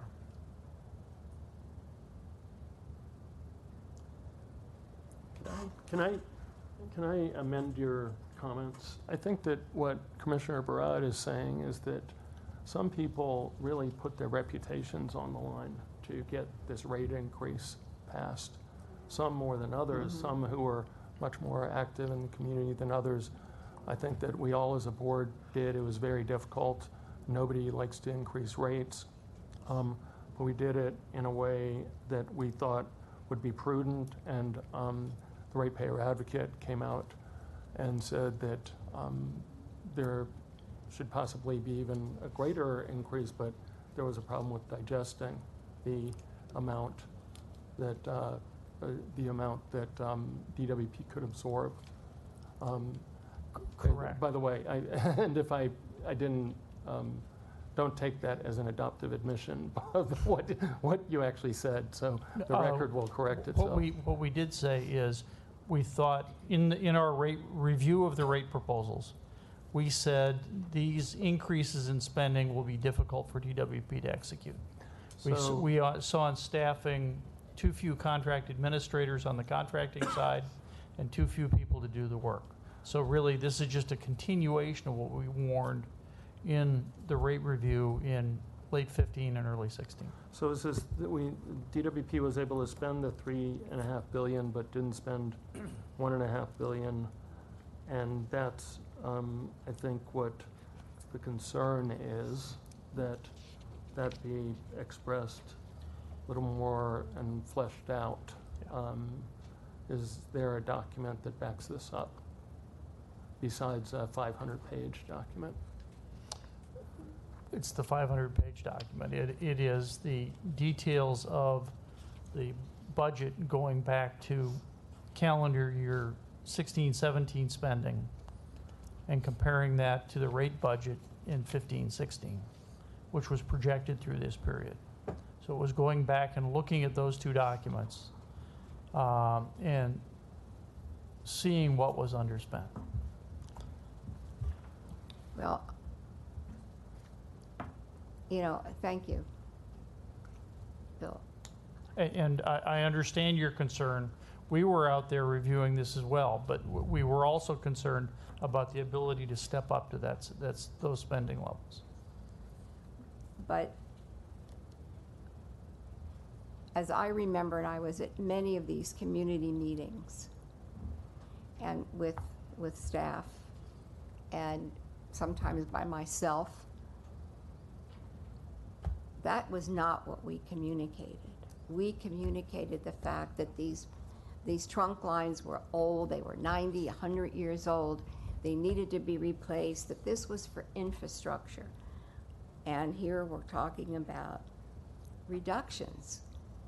So I think no, we're not talking about reductions. These are increases. That's what it says. It says reductions within the water budget. And I think that I'm concerned about how this translates, what this says, and how the public interprets this, because it's not what we want to hear, what I want to hear, when I know what I told people and when I told the community and what staff told the community. This is a different thing. So I'm concerned about what these implications are and how we sell this. And we're going now, this goes to the city council. How does the city council deal with this? I think this is a problem. And I think that we really have to be honest about this. So if I can offer my comparatively layman's terms compared to the understanding of the RPA and their detailed analysis. Just quickly, some on the trunk lines becomes a project timing issue in terms of getting projects designed and out the door for construction. So sometimes it's variable over a short period of time versus the long haul. The good news is that both on water and power, the rate of infrastructure replacement is dramatically up from what it was. Andy's, especially on his crossbars, have gone extremely high, even beyond their goal. Their pole replacement is up. Rich has gone from 30 miles of pipe a year to, he's about 40 now, on his way to 50. Trunk lines are being replaced, so the work is being done. Yeah, I think what's missing here is just the dollars, and it doesn't show what you're actually getting for your money. And what you've gotten for your money as a ratepayer is an increase in infrastructure in the ground. Right. Yeah. So even though I think the reductions is similar to the explanation Marty was giving on the solar, is that when you look from year to year and what we maybe estimated we wanted to invest in, that's gone down. But when you look at year to year, we're increasing multiple folds year to year as we go along through our rate case, just maybe not as high as what we've had. But whatever people have paid through the rates, again, goes straight to the infrastructure. It's not like we over-collect. Right. And the other thing is that infrastructure is a pass-through. So to the extent we didn't do the work, the customers aren't billed for the work. Right. So we only bill for what we're actually going to estimate in the 12 months, and if we overestimated, we'll cut that back. So that's the beauty of one of the pass-throughs, is that if we do have a little bit of aspirational budgeting, customers don't pay for that. Right. So I think when we talk about the hiring challenges or contracting challenges, those are very real. And ideally, with the increased positions and that higher level of APR, that continues to give us more flexibility to hire more crews. Andy's in a battle for his life with every other agency in Southern California to hire linemen, and we have the UPCT program that we're trying to grow and improve to get more journey level people produced locally. Rich is trying to add 13 mainline crews. We're in the process of doing that. We wish it was quicker, and the ramp up to the replacement was faster. But as we add crews, we also have to add equipment, more vehicle purchases. We have to have more yard space in the house. So it's not just the people; it's the people and everything that comes with them. And it's a process. But I will tell you, the process is working. I wish it was working faster. But as Ann said, one of the things that we built into the budget was the protection that we would not collect money that we're not going to be able to spend. And as the ratepayer advocate will tell you, that when we have our mid-year check-in, we face the possibility of not collecting the amount of money that we wanted to in the rates, or have a kind of a rate reduction if we don't meet those targets. So the systems are very committed to meeting the targets. At the same time, we have increased customer construction in the city and people building more buildings. So we are being forced to divert more crews away from infrastructure in certain cases to do more new services. So it is a two-edged sword. Our business is growing in every area. And you do see retirement posters all over the place. We're losing a lot of folks. So it's always been a challenge just to keep up with the current retirement rate. At the same time, now we're trying to grow. So those challenges are real. I would like to tell you that our replacements are getting faster than they were. I think Dr. Pickle pointed out that we're not up to where we had hoped to be when we did this, but we knew we had a big mountain to climb, but we are climbing it. And replacements in every area are much more accelerated than they were a year or two ago. They're just not where we originally thought we would hope to be at this point. And there were detailed charts that Neil Guglielmo presented in the, I believe it was February financial discussion, looking back, where he pointed out where capital underspending occurred and where that money that was underspent was going to be offset things one way or another. The biggest portion is a reduction in debt taken out, which is really reducing rates for 10, 20, and 30 years out, because there's no debt that has to be paid back. The second component is there are flow-throughs that we added or included or enhanced in rates that allow some of these changes to flow back into rates immediately. And then, as Marty said, we're coming up in the next fiscal year on the midterm review, where this commission has some delegated authority from the council to reduce base rates or change base rates plus or minus 1%. And if the change is more than plus or minus 1%, it has to go through council as well. But this gives this board a specific opportunity to review this at midterm, because we did a 5-year rate case. It's tough in the utility business to forecast beyond 3 years, and even 3 years is a stretch, as you can see by these results. So we get to review that in the second half of next fiscal year, in the spring of 19.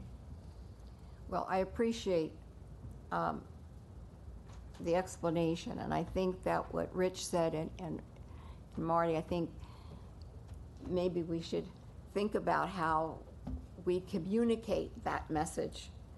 We do have more detailed charts we can show you. You know, it's communicating the message that I think what we do people can understand. We do a very good job telling the financials. What we need to say is what they got for their money. Which what? What they got for their money. Yes, exactly. Yeah, and I think that as commissioners, that's what we owe to the ratepayers. How we're spending your money.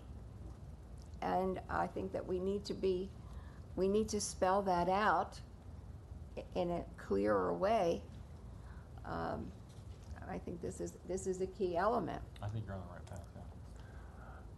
I think a lot of issues have been raised. I think what we should do is get back to the agenda, and if commissioners collectively feel like these items need to be deferred to the next meeting, we can decide then, but I'd like to keep the agenda pushed forward unless anybody has any further comments right now. Yeah, they're in the Okay. agenda. So we're gonna put closed session at the end, and then, Barbara, We do have several people from the budget office. I'd just like to commend Ben Trong, Marianne Ans, and Elizabeth Azrath. They've been working with Water, Power, and Joint to go out and work with all the budget coordinators to at least put this information together, and they've done a great job in trying to consolidate it. So I just want to thank them. yeah, and thank you. I think I speak for all the other commissioners in the thousands of hours of work that I'm sure went into this. I was very few people know this, but I was a banker at one point in the 80s, and we didn't have spreadsheets quite like you do now, but I know how much enormous work goes into the dependencies, the alternatives analyses, and everything in your spreadsheets, and it's your work that really allows the enterprise to prosper and function. So, and thank you to you as well, Anne, for your leadership. Thank you. Next item on the agenda, filed items, monthly reports.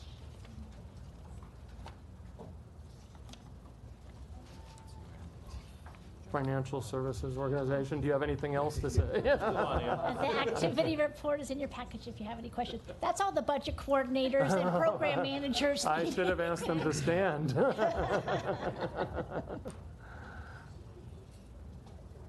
So, if you, I don't have any. Oh, it's so lonely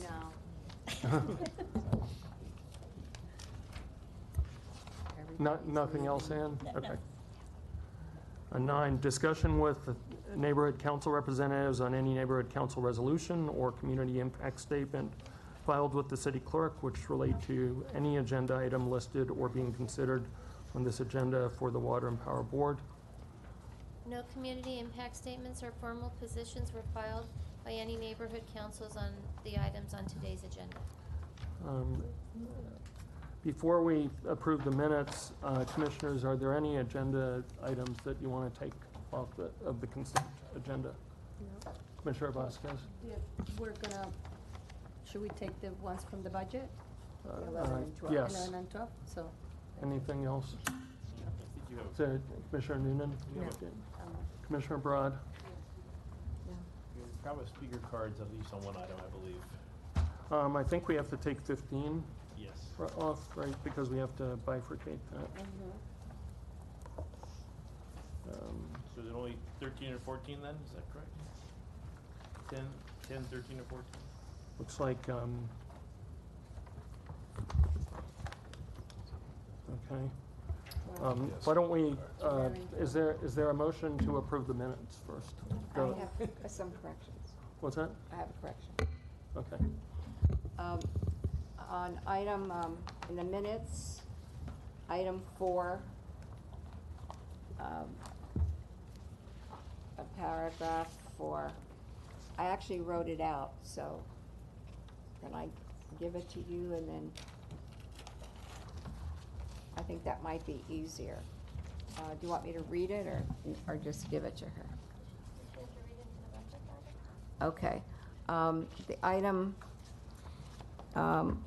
4, paragraph 4, it says, Commissioner Barad, I wish to commend Avo Babian for his work with neighborhood councils to involve the community to recommend EV charging stations in Sherman Oaks. This outreach process should be a model on how LADWP could work with communities to plan locations of EV chargers. Where is it? Did she leave me? She's hiding. She's behind me? She's hiding. I don't want to be on camera. Oh, okay. I thought you were here. Okay, so this This stays the same. It's just this part that's changed. Okay. Right there. And this is all the same. Okay. Thank you, Okay. that's all. Thank Will the changes made by Commissioner Barad and read into the record you. Yes. be the only change to the minutes? Any other changes? Is there a motion to approve the minutes? So moved. Second, all in favor? Aye. Okay. Minutes.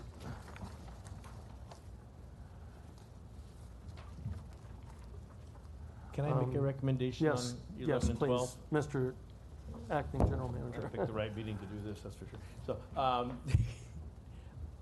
based on the conversation today, I think that what we could do is if the board members have any additional questions, they can certainly send them. I think what we'll do is go through what the comments have been raised, make sure that we might add a couple slides to kind of summarize certain areas and make certain things a little more clear in the budget. I don't think there is any particular changes per se, other than the fact we want to verify that the IT numbers are reflective of, we may have some changes when the group comes back this weekend from their current investigator trip. So with that, I think that we maybe provide some small updates at the next board meeting and see if that answers and summarizes the questions everybody had. If that's satisfactory, I do believe we'll have a couple items on next board meeting that will probably have a good amount of public discussion. So what I'd recommend is maybe we could just get to the board, any changes, any answers to the questions, present them without maybe doing the whole board presentation again. And if it's satisfactory, we can be voted on at that time. Would that work? I'm fine with that. So does anybody have a motion to defer items 11 and 12? I move. Second? Second. All in favor? Aye. Okay. Why don't we, the two items on, Take them each individually? two items on consent, 13 and 14. Nobody wanted those pulled, all in favor of 13 and 14 as consent items. I don't need to reread them, do I? Okay. Motion to approve 13 and 14. So moved. Is there a second? Second. All in favor? Aye. 13 and 14 are approved. So 15 is the one. Can you give me some direction on how I do this, Barbara? Because it's, Well, we have a card Okay. for 15. And we do have a presentation, if the board's interested. I'm not sure the one's really necessary. Yeah. And it might be easiest to hear the speaker, and then maybe Gwen can tell us what we want to do with this, because we do want to split and do a partial award. well, yeah, I was going to say, Can I throw you under the bus, Gwen? I'm very sorry. Okay, Michael. Council, Richard, should we vote on the award that we're not making now? or- What I would recommend is, I would suggest. That we are making. What I would suggest is to have the public comment taken. Okay. And then have the Mr. staff Give us 5 seconds. explain the situation, and then the board can make whatever determination they wish to as to what they want to do. Okay, great. Next. So we'll call, you want the public speaker Yes. first? Okay, That's they what I didn't put their actual name down on here, but it's for item 15, and they're from the PB Zimmerman Company. Are you still So- here? Excuse me, before you begin, let me read the item first. Okay. Just for the record, item 15, contract numbers 917A and 917B for rental of backhoes with operators, DE Eddings and Cornerstone Demolition. They do state that they only want to speak if Group A is going to be deferred, is not going to be deferred. If they choose, my understanding is that the staff is going to make a recommendation for deferral, so perhaps in that circumstance, we'll let staff present, and then they can decide whether they want to speak or not afterwards. Gwen. Mike and Keith?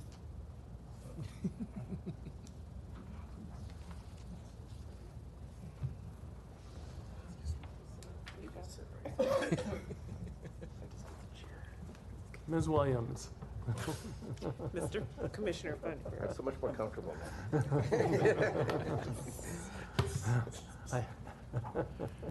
So good afternoon. Fleet Services, Michael Sullivan. Gwendolyn Williams, Supply Chain Services. And Keith Hall, Fleet Services. So we have a brief presentation, very brief, regarding contract number 917A and B. The proposed contract 917A and B provide for as-needed rental of backhoes with operators for a term of 3 years.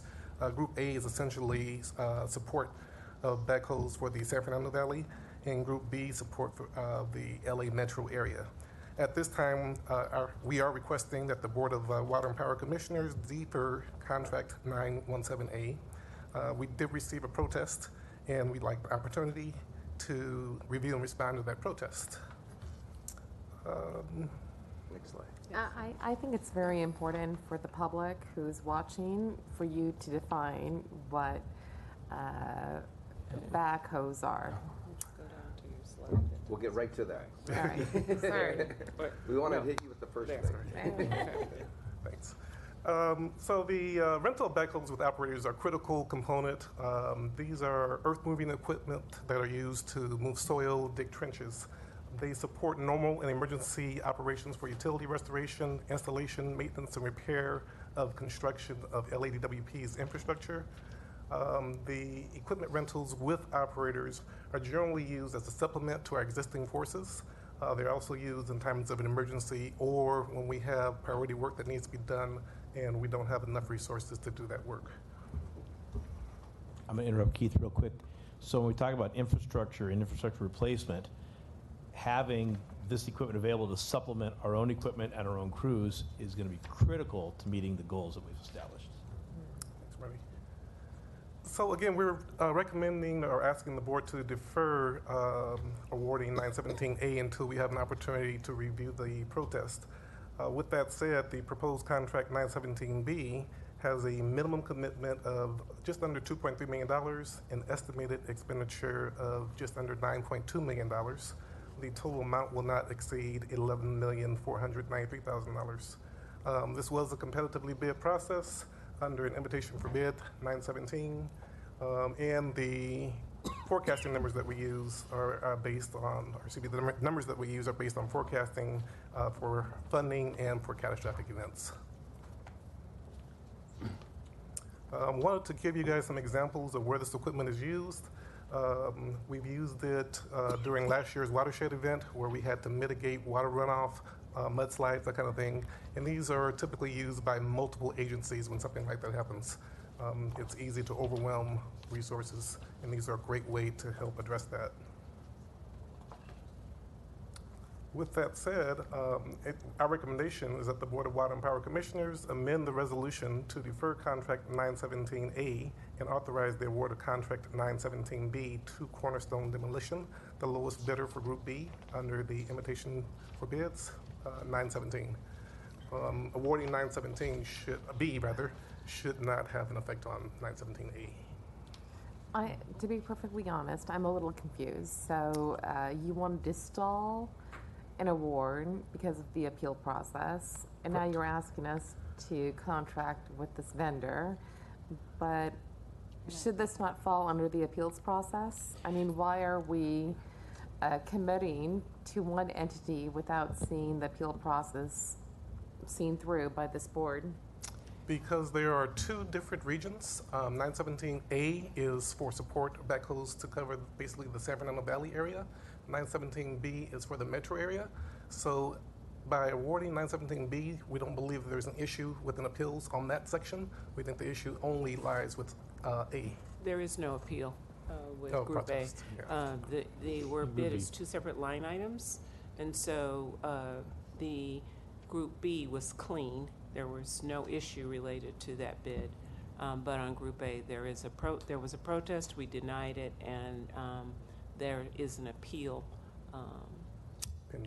pending, and the appeal is related to the local business preference, and the Bureau of Contract Administration has to have time to rule on that appeal.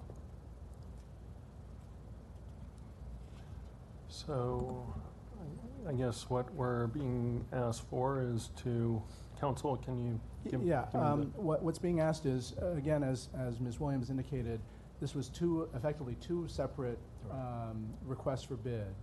For A, I mean, it was One bid. one bid, but it was two pieces of one Right. bid. Maybe that's a better way to put it. Kind of like we're water and power under one roof, with separate books. For A, which is being requested to be deferred, there was Yeah. a protest, and that's going through the appeals process. Okay. For B, there was no protest, and to Marty's point about wishing to move work forward, the desire or the request from the department is to have B approved so that that contract can move forward. There was no protest, Okay. no other action, pending. So the And idea it'll would have be to no move forward. bearing on A. And it will have no bearing on A. So I make a motion to approve the recommendation, which would take care of both of those, or do we need to do two separate motions? You can do it as one. That would the motion would be to defer award of A and to award B consistent with the recommendation made by the staff. And then ideally, at the next meeting, or the worst case, 2 meetings from now, we'll bring back A with whatever the findings are from the appeal. Right. And for award to whichever company. Okay, so is there a motion to approve what council just said? Not just. Is there a second? A second. All in favor? I'm not. I'm not, just because I'm not comfortable with this process and the transparency involved. Respectfully, you know that I think the world of you, Gwen, and I appreciate the time restraints placed upon you to move forward with one phase, but I'm not comfortable with how this was presented. Is there another question that I can answer? No, I just think that there's very limited information, and I don't feel forward on moving on one phase without the other, going through a proper ethical process of appeals. That being said, with all due respect, I understand that the department is under very, very constrained timelines to fulfill certain missions, and so I applaud and respect all of you. But I think that this should have been brought to our attention earlier on with more information. Council? Yes. I just want to make sure that our record's clean. Yes. Because I don't mind about the one that we agreed on approving.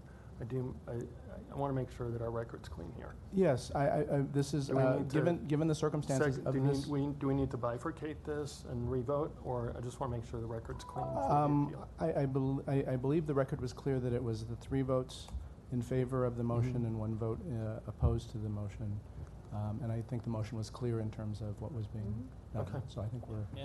And just to reiterate, so the portion of the contract, the only part of it was under appeal, so that part will come back to the board later.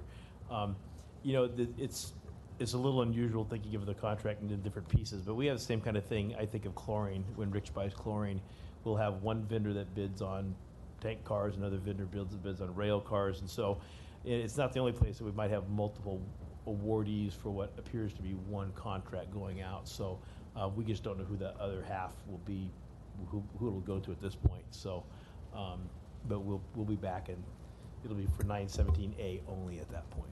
And at the next meeting, we, because of the appeal process, we'll have the Bureau of Contract Administration here, because they're the ones that have to rule on the appeal. Well, I want to thank you, and I hope that my vote, I knew this would pass without my vote, but out of consciousness, I hope that you can respect my position. Okay. And I admire all of you. Thank you. And to echo the admiration, I did say that I would say this on the record, Ms. Williams, that any comment about the procurement department's efficiency or otherwise that Commissioner Funderburk made at the last meeting about freestyling was intended as something in a positive way and not negative. So I want everybody in the procurement department to know how supportive I am of your efforts to make do with a system that's really, really old in terms of IT and do just a phenomenal job. So I want that to be extended not just to you, but to your staff members as well. You're welcome. Does anybody else have anything else, or did I leave anything else? All right. Council? All right. The board shall recess into closed session. The board shall publicly report any action taken in closed session and the vote or abstention of every member present thereon in accordance with section 54, 957.1 of the California Government Code.